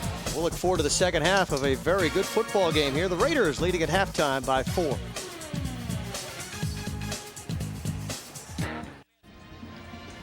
Halftime in Hamilton, Colgate Raiders enjoying a 4-point lead over their rivals, Cornell Big Red, 17-13 here at the half. And the Raiders also celebrating a pair of Patriot League championships here this afternoon from last year. Dan Likas with 2 successful coaches down on the field. Thank you, Mark. Here with the women's lacrosse coach, Katrina Silva. And from women's soccer, it's Kathy Brown. We're going to ask them a few questions. Great award here at halftime. Tell us about the season. Lacrosse season has just started again for us. We're just in fall ball right now. This is a way to really cap off a great 2005 season. We won the Patriot League championship. We went and played BU in the first round of NCAAs. And hopefully next year we'll be able to talk about the things that women's soccer did last year and get to put up special honors of our own. Well, for our viewers at home, maybe give us a little brief recap of last season and why it was so special. We went undefeated in the Patriot League for the 2nd straight year in a row, and it's really an accomplishment for our women to work as hard as they do in school every day and then come out here on the lacrosse field and be as successful. And going into the NCAA tournament against BU, we played a phenomenal game, and we're right up there with the top teams, and we're hoping to be nationally ranked and look forward to a great 2006 season. Coach Silva, thank you. We're going to change roles here and go over and talk some soccer here with Coach Braun. Coach Braun, again, recap for our viewers at home last year, what made it so special? Oh, it's a storybook season. What made it most special was the people that were part of the team. They worked so hard day in and day out and reached every single one of the goals we set for ourselves. So beating Arizona in the NCAA tournament, having a great Patriot League run, and just doing that all with a great group of people was wonderful. Well, we're into soccer season now. Talk to us about what you've accomplished so far and how things are going down the road, what you look for. We're really happy with the first half of our season. We're 5-3-1. We've had a lot of injuries, but the players have made great adjustments, and we start with our Patriot League tournament, our Patriot League regular season schedule tonight against Bucknell, and we'll see what happens. Looking to try and defend our title. Coach Silva, congratulations. We thank you for joining us. Coach Braun, best of luck and congratulations. Great stuff. We'll send it back upstairs to Mark. All right, thank you, Dan. And the soccer team will have some new jewelry to wear tonight for their home soccer game. The rings were handed out, the championship rings, by Dave Roach, the athletic director down there on the field here at halftime, as both the women's lacrosse team and women's soccer teams received their championship rings from last year, winning the Patriot League. And a real good wider range of sports here, Dale. It's not just football and hockey and basketball. Obviously, those are the major sports, but the other sports like lacrosse. You know how like I soccer. feel about lacrosse. I think it's great, and a lot of schools playing lacrosse, men's and women's lacrosse, which is great. And we were here for Colgate and North Carolina lacrosse last spring, and a good time had by all, and good celebration going on here at homecoming as the soccer and lacrosse teams get their rings, and the Raiders looking to get their win. They're up 4 at halftime. Welcome back to Andy Kerr Stadium. The Colgate Raiders with a 4-point lead over the Cornell Big Red here at halftime, scoring with under a minute to go here in the first half to take that lead. A lot of highlights in this first half, Dale. The Cornell Big Red came out early, established themselves, kicked a couple of field goals, took the lead, but Colgate really responded there late in the second quarter. Well, I think they had to, and they've done a nice job. It'll be interesting to see what they do in the second half, but a lot of action for both teams. And some hard hitting out there. Now, the Cornell Big Red, as I said, were the ones that broke out on top in this game as we look at some of what they did in the first half. And early on, a couple of drives that ended in field goals. The good news is they got points, but they were only 3 apiece. Whitesman 42 yards and then a 47-yarder. And then they've been giving the ball to Sawula, the kid from Homer, doing a nice job. He didn't score, but on the next play, Johnston took it in. A lot of misdirection in the backfield. Cornell going with a no-huddle look, and it's given some tough times to Colgate in trying to defend him. Now the Raiders, a slow start offensively in this game, but came back with Kenny Parker. 7-yard touchdown pass, and Saraceno's been throwing the ball well. That's Dillingham, the tight end, getting the field goal from Rava of 47 yards. And then a great Bean return of the kickoff, 57 yards. We thought the game the half might be over. It started at 1:05. They got the ball back, ran it down, and Saraceno hooks up again with Parker on an 11-yard touchdown pass. Really looking sharp at the end of that first half. And neither defense able to stop the other offense there at the end of the first half, and we'll see if that continues in the second half as 30 points put up on the board here, just 14 points in last year's game, 16 actually total. We've got almost twice that here in the opening half, and looking for more in the second half. We'll come back and look at some first half numbers here in Hamilton.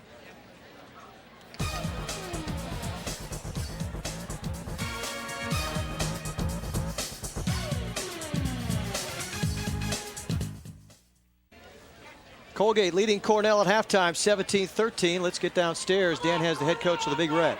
Thank you, Mark, here with Coach Knowles. Coach, your impression on the first half and maybe what we can look for in the second half here. Yeah, I thought there was a lot of give and take in the first half. I like the way our offense responded. We're not making the big play now. You know, I think we're hanging with them up front. We're moving the ball. We're doing okay against the running game. We just have to start making the big play on defense and not let them get over the top of us. Coach, best of luck in the second half. Thanks. Thank you. We'll send it back upstairs. All right, Dan, let's look at some first half numbers. And Dale, really Colgate pretty balanced in the first half. Cornell not getting much through the air. Well, that's one of the things we talked about. They're both looking for some balance. But one of the keys, too, from Colgate, look down at turnovers there. None. They had, 13? They had 8 picks and 5 fumbles coming into this game. So that's got to be, that shows you right there what a difference those make. So that's a real big key. 17:05, they've taken a lot of time off the clock. They got very impressive when they got the ball with 1:05 left and drove down and scored a touchdown. So Colgate, I think, has got the momentum. You heard what Coach from Cornell said. We can't give them the big play. He's pretty pleased with the way they're moving the ball, but they got to do it consistently. And just 2 penalties in that first half, so both sides playing it clean and crisp. And that's just how we like it. And a lot of points on the board as well, and we like that too. Mike Saraceno, a very efficient first half, 10 out of 20 through the air. And that's Nathan Ford, the freshman for Cornell, who is kind of the passing quarterback, if you will. As Kuhn is a running specialist. And Kuhn has 58 yards on the game, so he's doing the job on the ground. There's Ryan Kuhn, the senior starter. And he led him down the field late in the second quarter as they took the lead, but they left a little bit too much time on the clock. Only 1:05 on the clock, but Colgate able to cash in and take the lead back before halftime. And now the Big Red will start the second half with the football. Yeah, but bringing that back and scoring was very important for Colgate. Let's see if they've got some defensive momentum. Side kicking into the wind this time, and Jackson takes it at the 10. And Jackson is dragged down on the play. Colgate's Brent Smith getting in there. The senior defensive end in there on special teams, and a big play for Brent. And the Big Red will start out at their own 25. Talk about everybody contributes. Special teams so important today. The kicking game of key importance, and also trying to keep the field position game in your favor. Big tackle, so the Big Red get the ball at the 25. Could have been worse. So good defensive job by Colgate. And Kuhn keeps it and gets around the left side. He got to the 28-yard line. 3 yards on first down. Going out without the huddle again, using Cerula and Johnston. They do a little crisscross. He did a lot of sleight of hand, and then he carries the ball a lot. As I said, it reminds me of the old single wing philosophy where the quarterback carried the ball as much as what you'd call today a running back. And now Kuhn pitching it ahead this time to Johnston, who's across the 30. He had 2 eligible pitchmen there, and he shoveled it ahead to Johnston. That's a forward pass. That'll help his passing stats. You know, they run him. He comes around. You see him out of the wing position, comes all the way back around as they make it look like a run. Hope to spread the defense out and see if he can't get a seam. They got pretty good yardage, 3rd and about 2. Only the 4th pass completion of the day for Cornell. Johnston in motion this time. High snap. Out to Romney. Makes the move on Dollar and got the first down. Romney, a little hesitation and cut. And he got away from Zach Dollar. And Romney gets a first down with his first catch. They run twin receivers out, and then they put Johnston in motion. Now Johnston gets the ball. The twin receivers, Romney gets the ball. The twin receivers then just go down and block for him. So it's just like a quick screen pass, and Romney made a good grab. Here's Cerula, another big hole and a first down out close to midfield. Jeff Bean makes the tackle, and you say it all the time, Dale, when your safety is making the tackle, it's not a good thing. No, not especially if they're making a lot of tackles. And he just breaks through. He does a nice job of running the ball. I like the way Cerula runs. He's only the 4th Cornell back ever to start his career with 2 100-yard games. Another one of those guys was Ed Marinero, somebody you may have heard of. Marinero back in '69 started his Cornell career with back-to-back 100-yard games. One of those games was against Colgate. and went on to have a spectacular career for Cornell. So Luke Sawula, anytime you can bring up Ed Marinaro's name in the conversation, they're talking about you, you know you're doing pretty well. He's up close to 100 yards. He may get it. Kuhn will keep it this time, and maybe should have given it to Luke that time, as the Raiders not fooled on that play. Chris Williams coming up from the cornerback position to make the play. Tackle for a loss. You see how the deception works. Fake.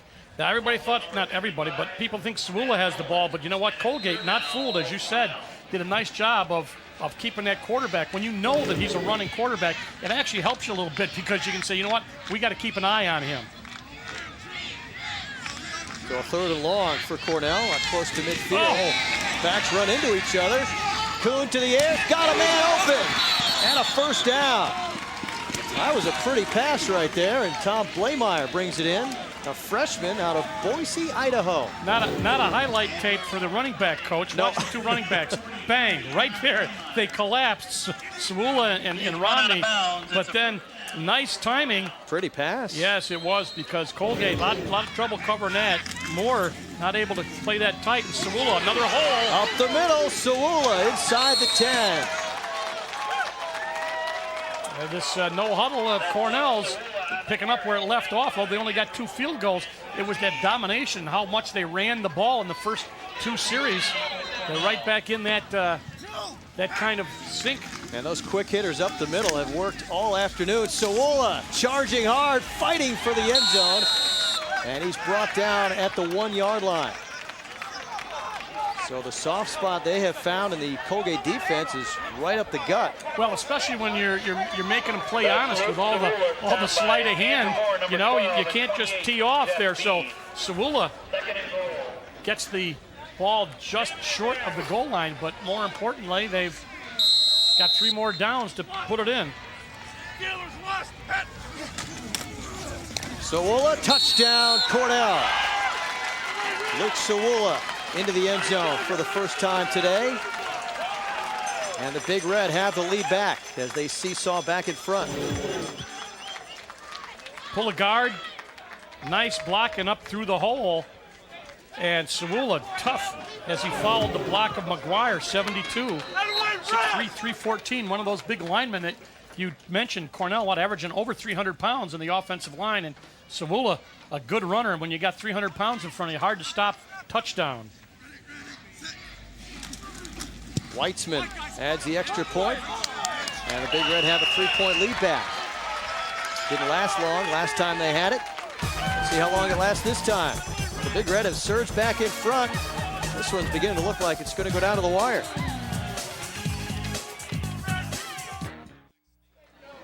Former Homer High School star Luke Sawula has gotten into the end zone for the 4th time this season to give the Big Red the lead back. Let's go, kick off! Capping off an impressive drive to start the second half for Cornell.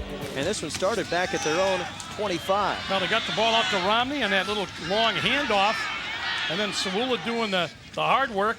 And then here's the guy that's doing a lot of work, Ryan Kuhn, the quarterback, running, calling his own number. Nice pass after the backs collided, and then he gets the ball off to Sawula again, who's going to come up just a little bit short, but you see the ground level view. Sawula cashed in, and they take a lead, back 17 now for Colgate, 20 for the Big Red. And Luke Sawula over 100 yards again for the 3rd straight game. So his first 3 career starts, all over 100 yards. Whoa. It's a pretty good start for Sawula, and a good kick there for Weitzman as he boots it out of the end zone. Again, the wind blowing in that direction. So the Raiders will start out from their own 20. Well, we've got a very proud mother here in the stands this afternoon, and she's with our Dan Liedtke. Thank you, Mark. Here with Terry Sawula. Thanks for joining us. Son came to Cornell, not too far of a ride for the home games, and actually a road game pretty close too. How about that? Road game's great. It's great having them so close. We can go to every single game. We met lots of great parents and have bonded with all the parents, and it's just a lot of fun. How have things been at Cornell for him here in his 2nd year? And Coach Knowles, how's it playing for Coach Knowles?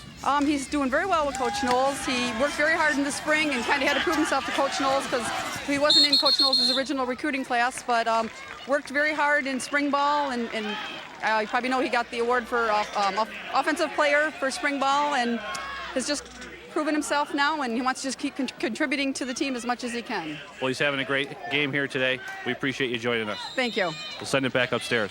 Yeah, interesting to hear about the recruiting situation. Now, Coach Knowles was hired on January 30th, all right, of 2004. So you do the math, just a couple of weeks to put together his first recruiting class. He said he jumped on Luke Sewula and got him in there. And really, as his mother just said, Sewula had a breakout spring camp, and that's where Coach Knowles really started to think this kid was going to be a major contributor, and he certainly was right about that. As the Cornell defense now trying to get the ball back for Sewula and company. And there's Luke.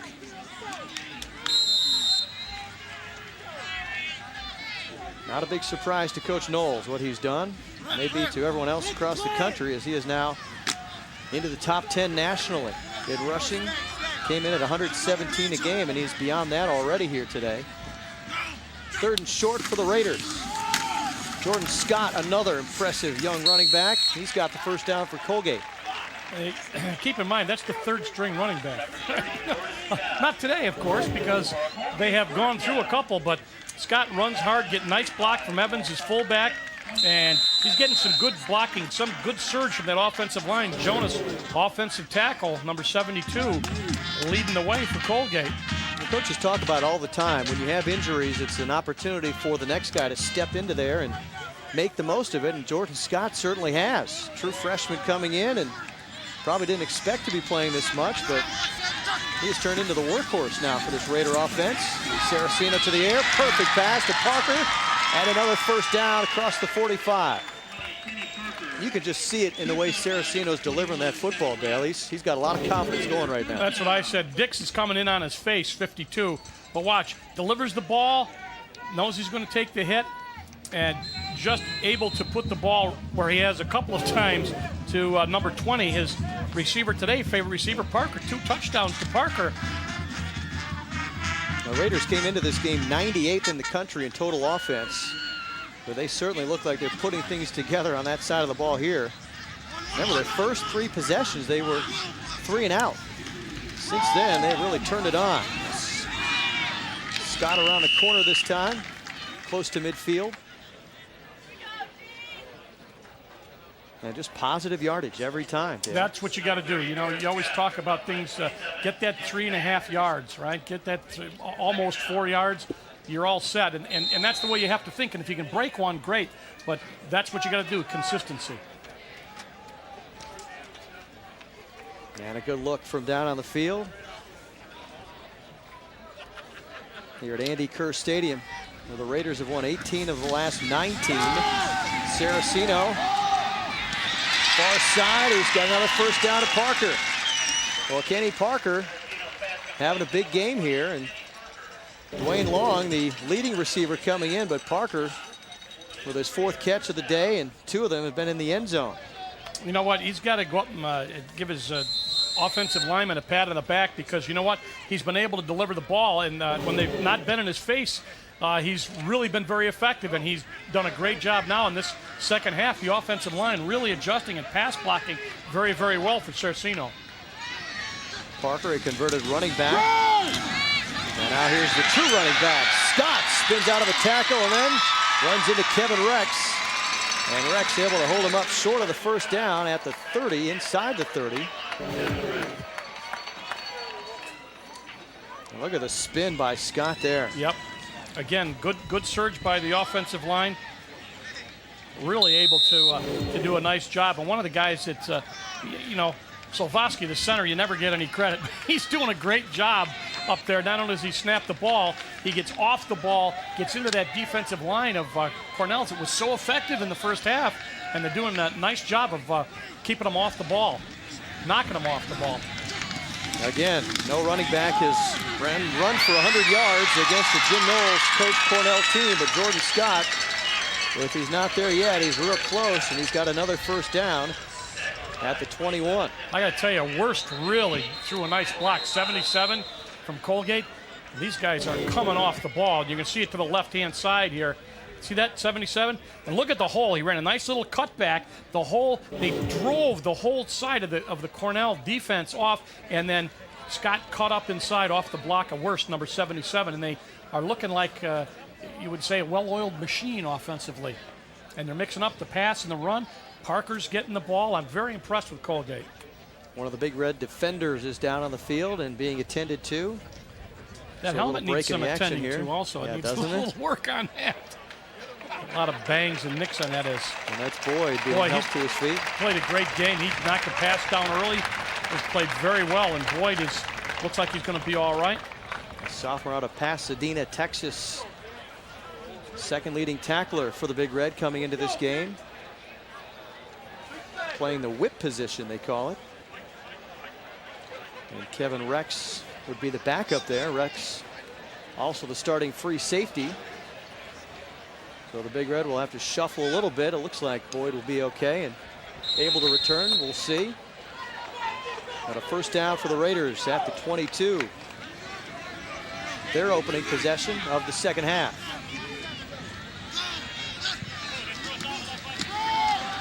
A lot of guys up front, and they're not able to get anything. Patrick Potts maybe got a yard or so as Potts had the tackle.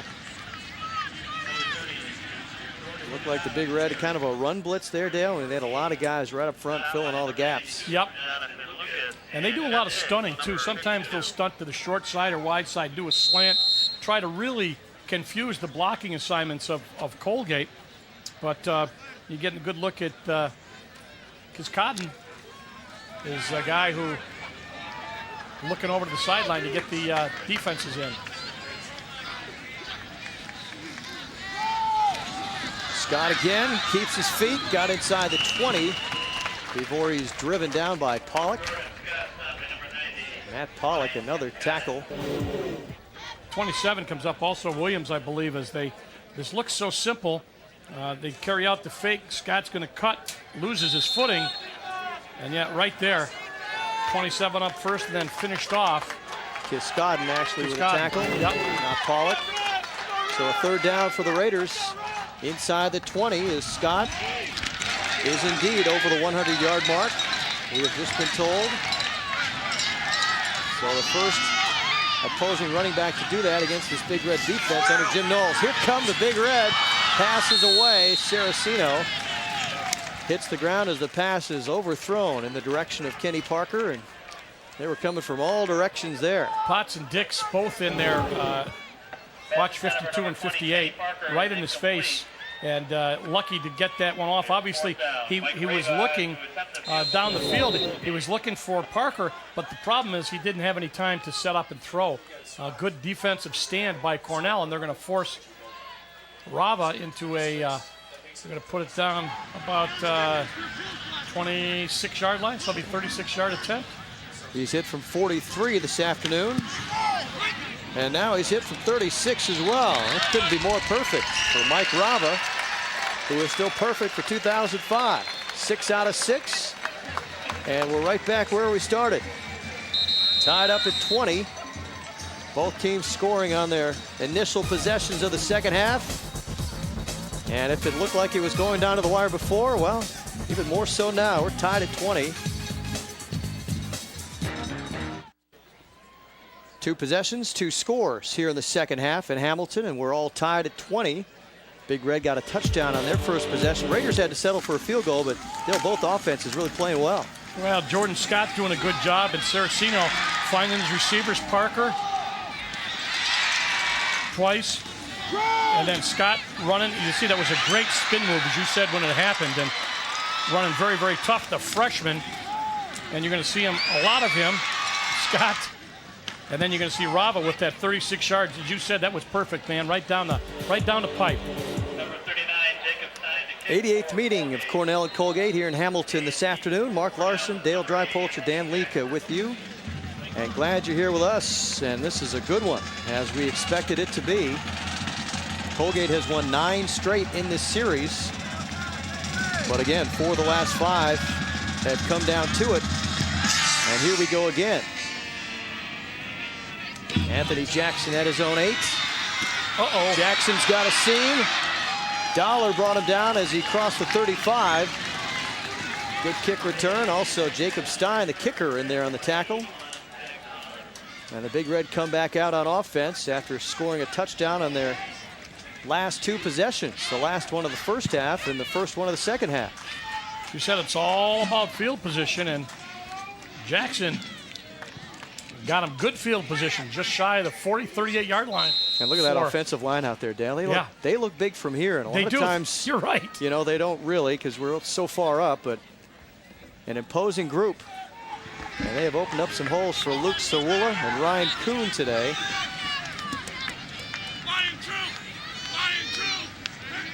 Jackson in motion. Almost ran into each other again in the backfield as Kuhn lets it go. And that's well overthrown. Williams, the closest man to it. He plays for Colgate in the direction of Brian Romney. That was basically a one-man pattern. Romney was the only guy out. And I saw the offensive line just went right to pass blocking scheme, got their butts down and their hands out. And I wondered where the guy was coming from, and it was a one-receiver look. And went for the home run. Almost another collision in the backfield. Yeah. Jackson was in motion. And now it's Luke Sawula, and not much there. Chris Petrone. Some penetration for the tackle, along with Pat Nolan. And a short pickup. It'll be 3rd and long. Sawula's averaged about 8 yards a carry over the years. He came in probably about the same today, but you can't do that every time. And Colgate picked a good time to stop him, forcing 3rd and long. And, of course, they've got Kuhn back there, the 6'4", 237-pound quarterback. Let's see what he comes up with. Showing a zone defense. Big Red 5 out of 9 on 3rd down. Make it 6 of 10. Romney the catch right at midfield. Another good pass from Ryan Kuhn, who has been challenged a little bit to be better in that department by head coach Jim Knowles, and he's on target there. Well, they gave him a bit of a cushion there, and he made a good grab, good concentration. And you can see where he went. It was perfect right in front of the 1st down marker. Now Sawula breaks into the secondary, and another 1st down, close to the 35. Andrew Moore on the tackle. Luke Sawula enjoying a big afternoon. He amazes on his me. way to another career high. Of course, it's only his 3rd game, so. But you know, the thing is, he finds the hole so well. You know, he's got great vision. Well, he almost lost his balance there. The hole was so big, I think he was expecting to be held up a little bit. And he has indeed set a new career high. Again, only his 3rd game. 139 yards and counting, as Kuhn is brought down that time by Dollar for little or no gain. Well, Dollar, that somebody's got to watch that quarterback. What they do is they get you thinking, all right, they're going to give the ball to Sawula, and they do that crisscross with Johnston and the other wide receiver, and then they try to get the quarterback to keep it, and it doesn't work. So Romney and Johnston not in on that one. Zach Dollar from wine country, Napa, California, all the way out east. As Kuhn looking for a target, found one and overshot him. Troy Fulmer takes a shot as he is driven out of bounds. Cody Williams applying the heat there. As he went down his progression there, that was the last guy he wanted to throw the ball to. He looked over and went, 1's covered, 2's covered, and then he looked to the tight end and not able to make the good pass. And another 3rd and long. Let's see what they do. Well, they're 60% on 3rd down.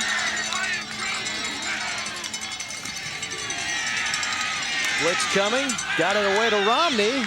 Great job of making the catch and keeping his balance, but he didn't get much out of it. More there to cover him up after a short gain. The Dollar man in there, right there, number 81 in his face, and makes him get rid of it a little sooner than he wanted. And Romney makes a nice catch, but way short of the 1st down. And so on comes the punt team. And we get another look at Michael Bowling.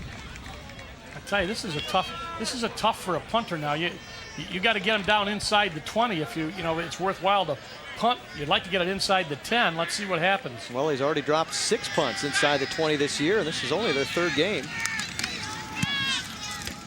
And he's going for the far sideline. Let's see if he gets it. And he's going to get it inside the 20 again, inside the 10. Good job. Well, that's exactly what you want to see. It's down at the 9-yard line, so Bowling gets the job done. And now it's up for the Big Red defense to keep Colgate down on that end of the field. 26-yard on that, but a perfect punt. More college football coming up right after this. Big East football. We go from the Big Red to the Big East. And the Louisville Cardinals hosting Florida Atlantic, and former Louisville coach Howard Schnellenberger's team. That's a 4 o'clock kick or thereabouts here on Time Warner Sports, right after the conclusion of this one here in Hamilton.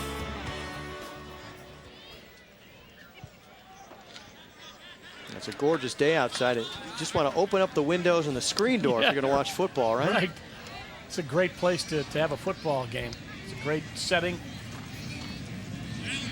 And they play well here. And they are this afternoon. There's Jordan Scott.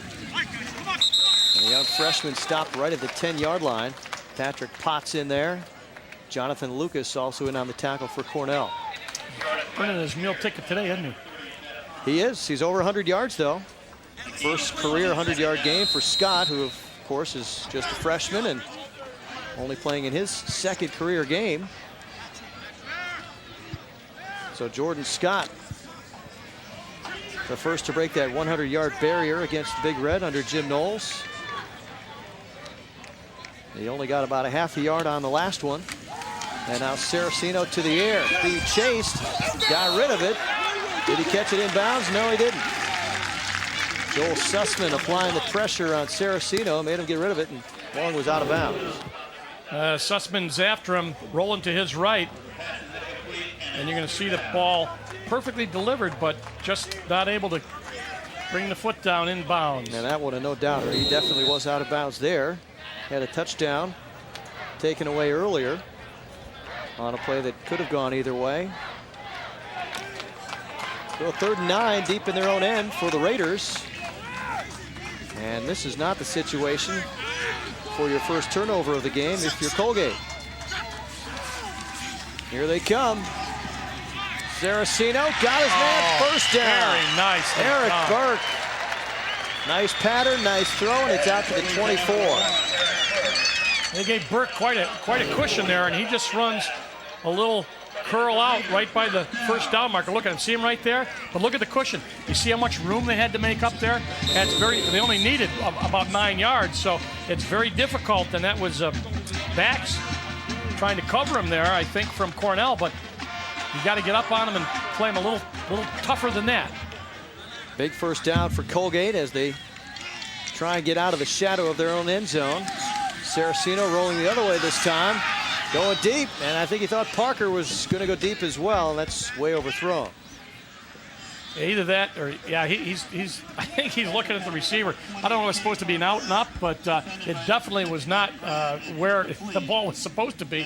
And Parker's had a couple of touchdowns, so it's unusual that they would miscommunicate, but it happened.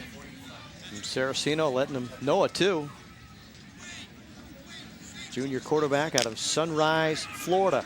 A lot of Florida players on this Colgate roster. Of course, the quarterback last year, Chris Brown, was also from Florida. There's Scott up the middle. Not much. Cornell crowd in front of us applauding. Joel Sussman in there on the tackle. Well, he's been active, hasn't he? 35? He is definitely one of their better defensive players, one of the captains for this Cornell team. Joel Sussman, he missed all of 2003 with an injury. He missed most of last year. So he is back as a fifth-year senior, 6'4", 235. Good size. Yeah. He also holds a school record for block kicks as you look at Saraceno's numbers, right at 50%. And a little under now after the incompletion. Boyd back in there on defense. Tim Bax also surrounding Eric Burke and forcing the incomplete pass. You're right, they did force it. The ball was well thrown, but when you got two guys hitting you when the ball gets there, you're going to see Boyd and Back right there. Somebody get him low, somebody get him high, and strip his arms out, and that's exactly what they did. Michael Boyd, who had been hurt back in the game, and they forced a Colgate punt. All right, both offenses scoring on their first possessions, and then the defense is digging in. And Sutton on for his fourth punt. Romney at the 40. Couple of nice moves. A flag comes down as Romney gets out to midfield, but more than likely this one's going back. Jeff Bean was down there on the covering that 34-yard punt, but it's going to go a lot further than that, a lot farther than that.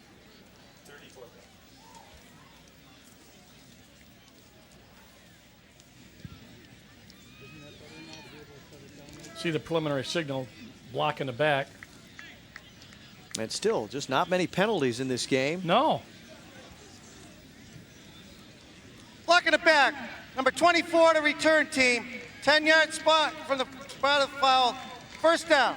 Oh, a costly penalty for Cornell. They had it at the 50. Now they're inside their own 30.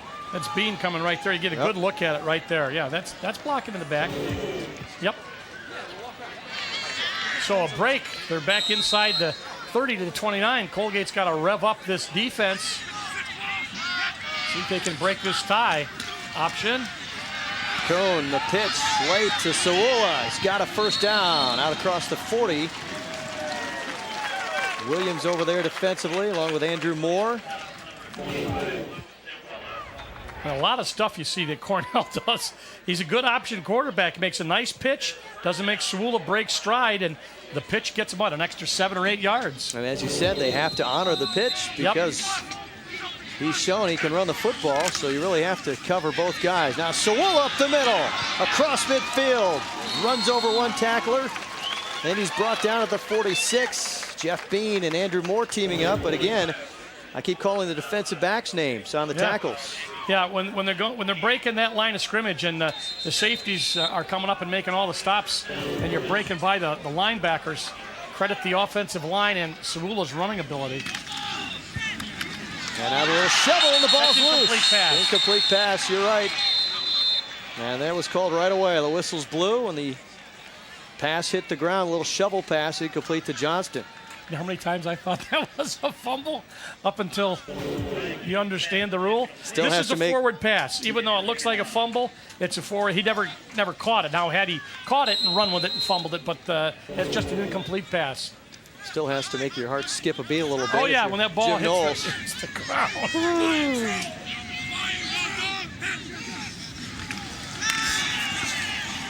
Cohn to the sideline. Good grab. Did he catch it? No catch. Romney went down to get it. He couldn't get his hands underneath, and 3rd and 10 coming up. And look at it right here. It's Romney going down. Good call.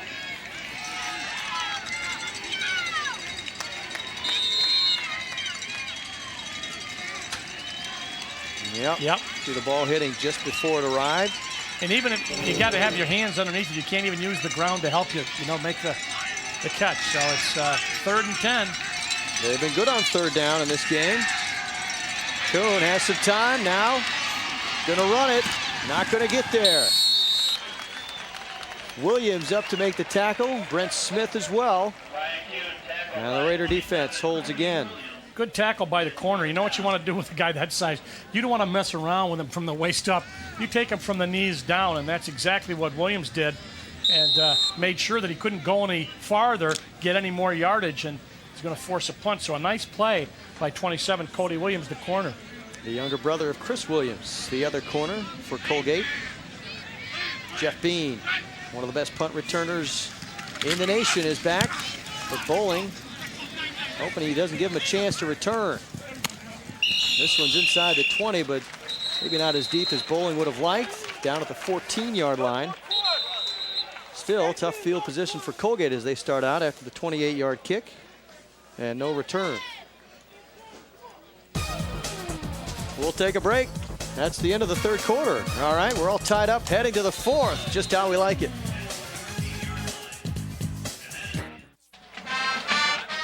Back in Hamilton on homecoming day, we're all tied up, heading to the 4th quarter. Cornell and Colgate locked up at 20. Let's go downstairs. Dan Lika has the athletic director of the Raiders. Thank you, Mark, here with Dave Roach. Dave, thanks for joining us. It's been a few weeks since we've spoke. Get us caught up to date with some of the other fall sports going on here at Colgate.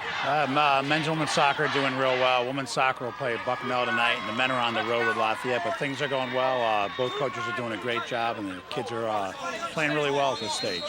Well, we talked to Coach Vaughn at halftime. Let's shift gears to women's hockey. Great honor this week. Allison Payano, Becky Irvine, and Tara French named to the ECAC All-Star team.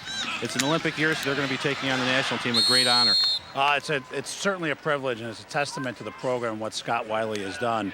We've been a Division I program for 4 years, and to have those 3 players named to that All-Star team to go against the Olympic team, it's a great honor and tribute to the program. Dave, we appreciate you getting us caught up here. Best of luck the rest of this game. It's a heck of a game. Thank you. It's a great day for college football. We'll send it back upstairs. How many ties do you think Dave Roach has like that, huh? It's a nice Colgate tie, isn't it? Sharp look, yep. Very good look, yeah, and he's got a great program going here. Athletic department doing well. Down the middle, deep, long going up. Couldn't get high enough. Matt Grant was back there. That's the kind of catch we're used to seeing Dwayne Long make, but just a little bit too high. Stats through 3 quarters, look pretty even. Yeah, and again, you look at this at 4 minutes and 5 seconds more for Colgate, but the turnover is one of the keys for Colgate. I swear that is the key for them. They've been able to stop that, and they've gotten a good balance between rushing and passing. And one of the things that they've been able to do is not give that ball back to Cornell. Even statistically and even on the scoreboard. And now Mike Saraceno forced to call a timeout. Saw something he didn't like. Colgate, first timeout of second half. And we'll see how that comes into play as we head down the stretch here. Dick Biddle will take a few minutes to talk to his senior quarterback. Mike Saraceno doing a good job, very efficient. Couple of touchdowns today, no interceptions, no mistakes so far. Remaining schedule for the Cornell Big Red. They return home for a 3-game homestand as they get into Ivy League play, get back into Ivy League play with Harvard, Georgetown, and Brown coming up. And then they finish out with 3 out of 4 on the road to finish the season. And they're hoping that Pennsylvania game turns out to be a big one, the season finale. For Colgate, look at the schedule. How it goes home away, home away, home away, all the way the rest of the way. Of course, the games in yellow are the games you'll be able to see right here at Time Warner Sports. Be back here in 2 weeks for Fordham. 2 weeks after that, Lehigh. That's a big one. As Lehigh leading the Patriot League, one of the stronger teams in 1AA football right now. All right, set to go here on 3rd and 4. Come the Big Red, Saraceno for Burke. Great catch. Out across midfield. Eric Burke coming up big this afternoon. He and Kenny Parker made some big catches. Dwayne Long really the playmaker, but the other guys are getting it done here. Yep, and you see just one-on-one down there with number 37 with Boyd, and he just out-jumps him. Eric Burke, nice job of bringing that ball in because he was really covered pretty well there. Closed. Michael Boyd closed and hit him as he got the ball. Good concentration by Burke, and as you said, spreading it around. And all 4 of his catches have come for first downs. Now Scott gets outside. Down to the 42-yard line. He got about 6 on first down.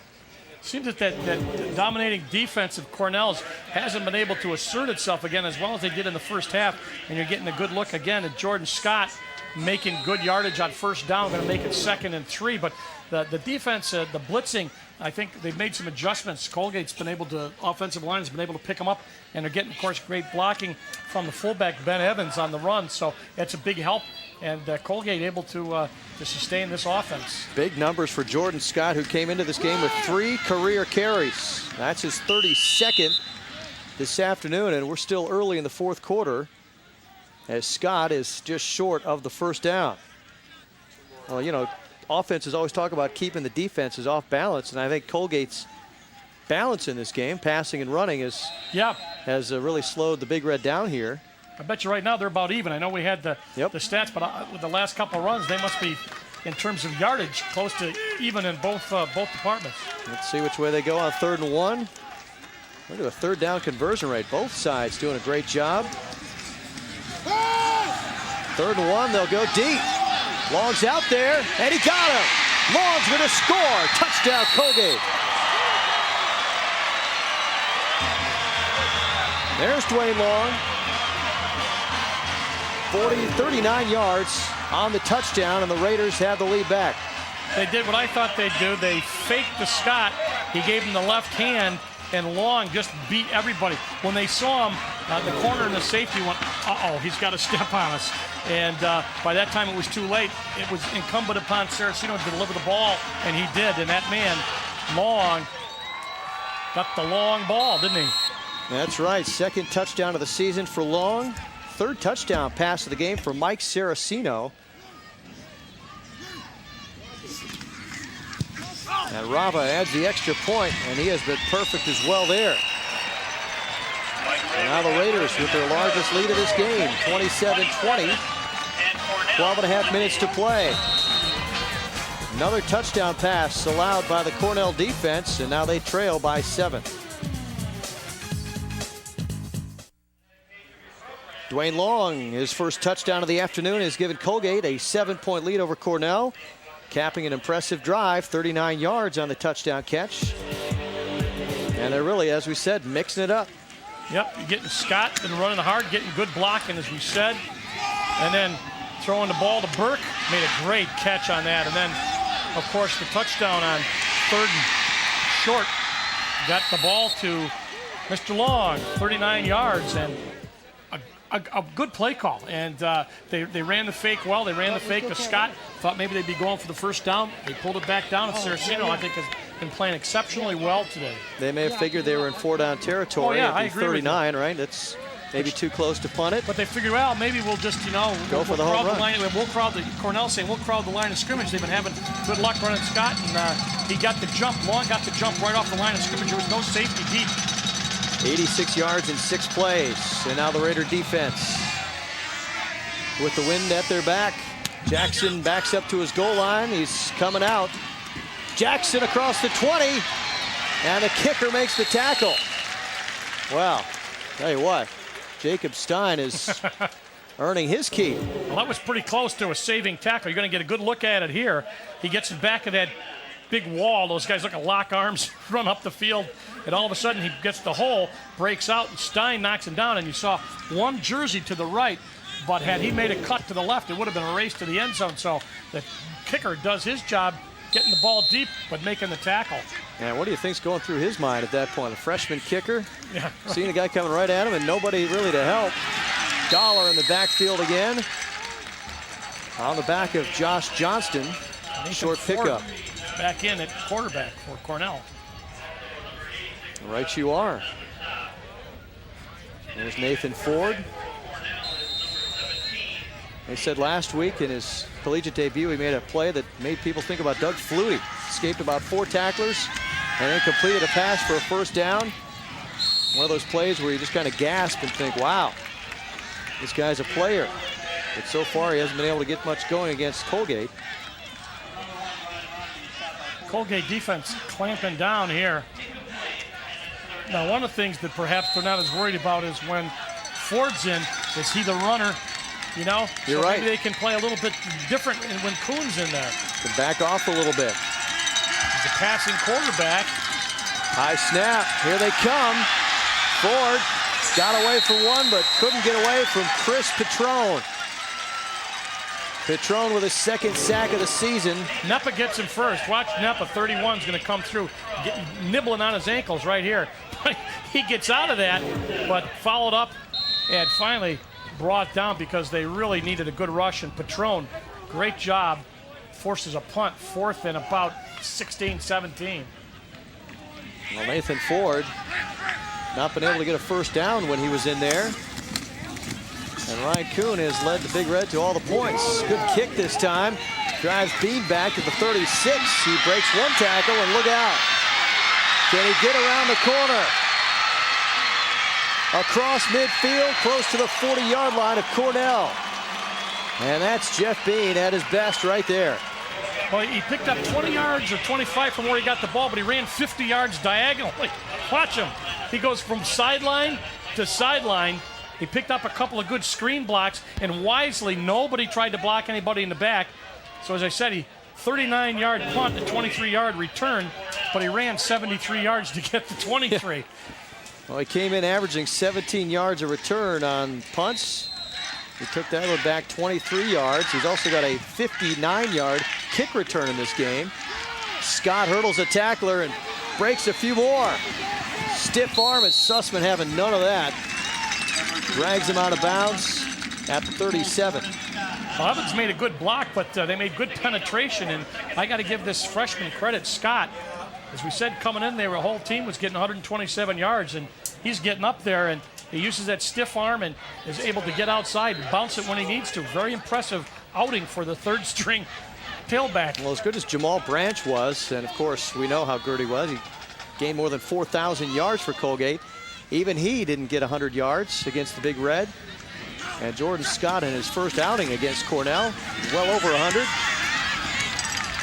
And he's short of the first down, inside the 35 to the 34. He's 3 yards short. Another big third down coming up for Colgate. Their last one went for a touchdown. I think he might have done better had he stayed watching Evans back. Evans led up through the hole, and he broke it off. Evans actually led up through the hole, but you know what? That comes from watching the film, and they'll say, you know what? Next time, keep your fullback in mind, get your relationship when you're running, and check to see his block. But it's third and about 3. Long 3, or short 3, rather. Long, the only receiver in the pattern. They go power, and Scott powering close to the 30. Looks like he's got the first down. Ryan Hall, the West Hill product, leading the way for Jordan Scott. And another first down pickup for Colgate.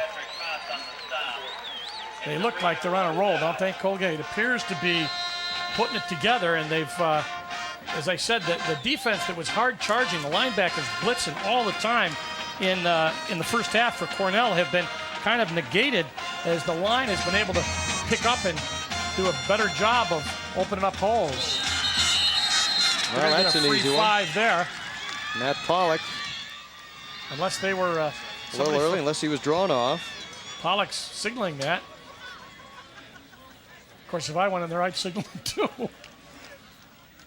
Dead ball, offside defense, number 98. Contact was made. 5-yard penalty, still first down. Andy Kerr Stadium in Hamilton, New York. It's the Colgate Raiders and the Cornell Big Red. Mark Larson, Dale Drypolcher, Dan Liedke on homecoming afternoon. And the Raiders with a 7-point lead and going for more. Now a 1st and 5 at the Cornell 25. Here's the big fella, Ben Evans. Runs over a guy and another. And a first down. You love to see the big guy get it. That's only, well, it's his 21st carry of the year. He actually, not an infrequent runner. Boy, he delivers punishment when he runs the ball. Looks like he stopped. Hall makes a nice block, 75, and he gets off that, bounces to the outside. Boom. See the 2 hands on the ball? That's what you like to see out of your fullback. You know, actually any back, when they go down. But, of course, you lose a little speed when you put that second hand on there. But now you got the power there, and, of course, the ballerina move, the one-handed catch earlier in this game as Scott hurdles a tackler. Maybe hurdled one of his own guys, actually, on the ground. Well, yeah, actually, up a few. One of the guys I was talking about, again, we've been talking about, Evans just got the ball before, but he made a nice block, but couldn't get it cleanly, and he did a nice job of reading it. Scott cut off his block inside, got what he could. It could have been a loss. He got a yard or so out of it, so good job by Jordan Scott of reading the block of his fullback. Under 9 minutes to play here in Hamilton. Raiders on the march, looking to open up a 2-score advantage. Saraceno to the air. Looking for long over the middle. That one's incomplete as Saraceno taken to the ground by Pollock. That was the worst pass of the day for him. And again, the pressure we've been talking about. The pressure, it hasn't been as bad lately, but you know what? That's a coverage problem. Now, he should not have thrown that ball that way. He just wanted to get rid of that. Okay, throw it into the ground at somebody's feet, but don't let anybody who can make a play on it. But the Cornell secondary had good coverage, and they got into his face, and he just let it go. Well, big third down for the Big Red defense. 3rd and 8.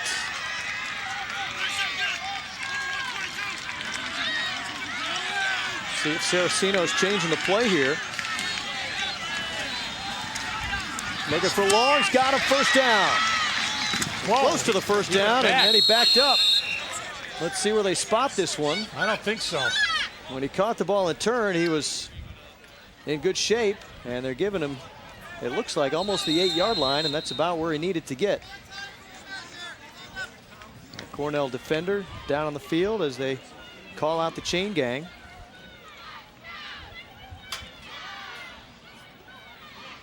Looks like Boyd again. Boyd again, perhaps.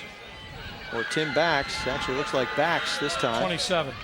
Yeah, it's Bax. Freshman making his first career start this afternoon. Being attended to as we take another look. Watch Long. It's a rollout. He's rolling again, to this time to his left. Squares, nice ball. Hits him right between the 1 and the 9. Now, he tried to avoid the tackle, and he went backwards a little bit. And his forward motion was a bit up from that. So we'll see exactly. They're going to measure when they get, of course, Bax is still down, unfortunately. Looked like he was a little bit off the play and maybe got rolled into a little bit at the end of that one.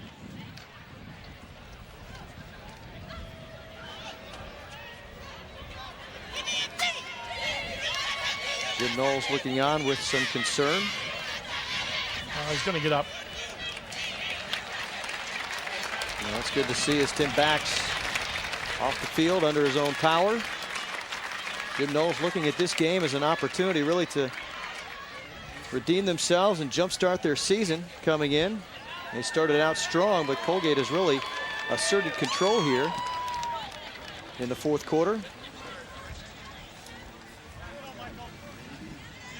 Tim Bax out of the Windy City gets help at the sideline, and time for the measurement.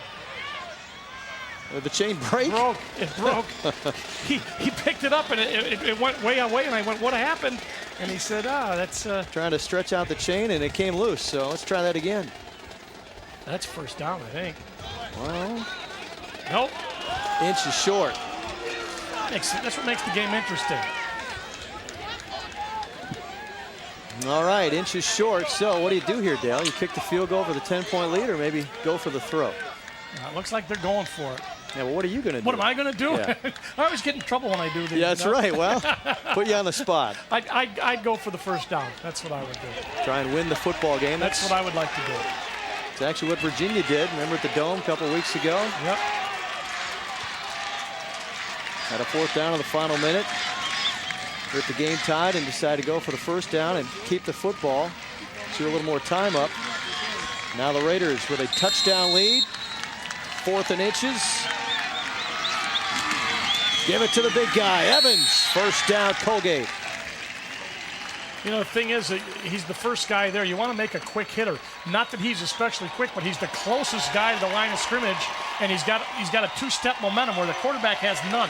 It's always tough to run that quarterback sneak. So he's just going to turn around. This guy's got a couple of feet head start, and when you got 240 pounds going straight ahead, hopefully with your head down, you're going to barge in there for the first down, and a good play call. And Evans has had I would say, a pretty effective game, blocking and catching. Made a tremendous catch earlier, and right there picked up a big first down.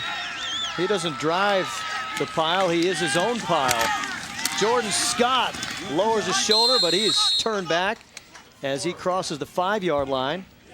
Michael Boyd up to make the hit from the whip position for Cornell.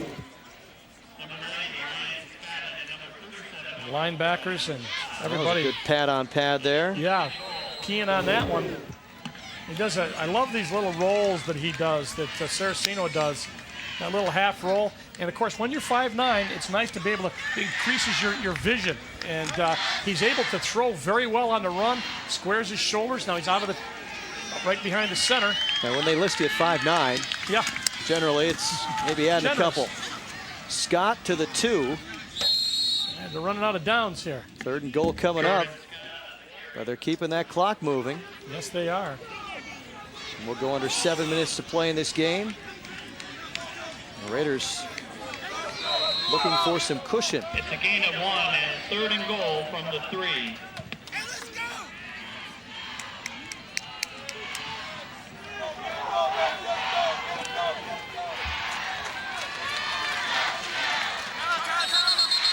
Third and goal, and before they go, timeout. Timeout, Cornell. Cornell. First timeout of the second half. So the Big Red use their first timeout. Try and make sure they're set for this. Obviously, they'd like to see it end up in a field goal attempt, but the Colgate Raiders are knocking at the door with 6:45 to play.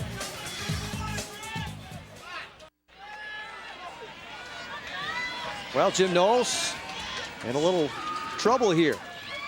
His team trying to hold off the Colgate Raiders, who are at the 3-yard line, facing a 3rd and goal, already up by a touchdown. Power formation, and they fake the run. Saraceno gonna get there. He got it. Yeah. Touchdown, Colgate. Saraceno runs it in. Just barely got the corner of the end zone, and now a 2-touchdown advantage for the Raiders.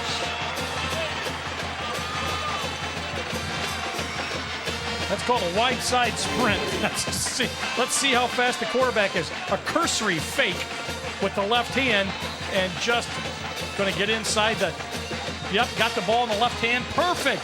Nice job by Saraceno to get that ball inside the pylon, and Rava in for the extra point. And Saraceno will hold for Rava, who has also had a perfect afternoon. 17 straight points scored by Colgate. And now they're up 14 on the Big Red, threatening to make it 10 in a row over Cornell. Take one more look. Now Saraceno is just perfectly put that ball in there, chased by Kevin Rex, I think, yeah, doing everything he could. And it was perfect placement. And how do you like that call? They put the big boys in the backfield, and yeah, little bootleg, and Saraceno, they can run all the way. And what an afternoon for Saraceno. Yeah, I was just going to say, look at the, and we're looking at the rushing. Scott's got 162 yards unofficially. They were averaging 127 coming in. He's got 162, 223 yards passing. Excuse me, Scott has 140. Team has 162. So they're having a good day. Actually, their best day. Yeah, great day. Saraceno, 3 touchdowns through the air and 1 on the ground now. So he has accounted for all 4 Colgate touchdowns. A couple of long field goals for Mike Rava. And the Colgate Raiders bouncing back from that loss to Dartmouth last week. As I mentioned, they're 24-5 against Ivy League teams under Coach Biddle, and that 5th loss came last week at Dartmouth. Bouncing back here against the Big Red. Jackson wrestled to the turf. I got to tell you, this kid Bennett, number 21, he's made 3 or 4 tackles on special teams. He's a freshman. He's a running back, and out of Cleveland, Ohio, and you really got to like the way he plays football. There's the scoring by quarter.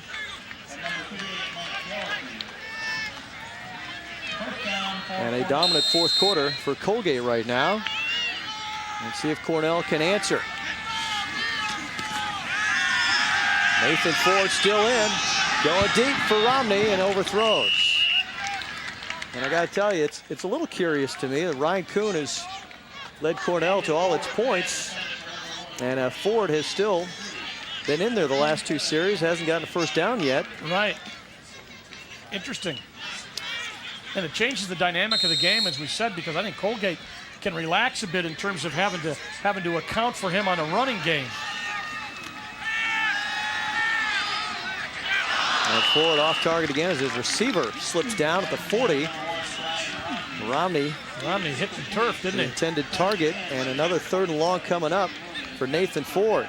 So obviously, Coach Knowles committed to Ford and maybe hoping he can recapture some of the magic he showed last week. He came in when Cornell was trailing in that game and played very well. He's got a lot of ground to make up right now. Nope. Now the slant to Jackson. He's got the completion, but well short of the first down as the Raiders, what you call swarming. Because Shano in there, Dollar, Jeff Bean, Chris Williams. It's called putting a dollar on the... They all get a 5th of a tackle, or how does that work? Watch Dollar at the end. All right, so you're not going to stop running, right? Watch Dollar. Right there. That's called finishing him off. Yep. And again, 3 and out for the Big Red.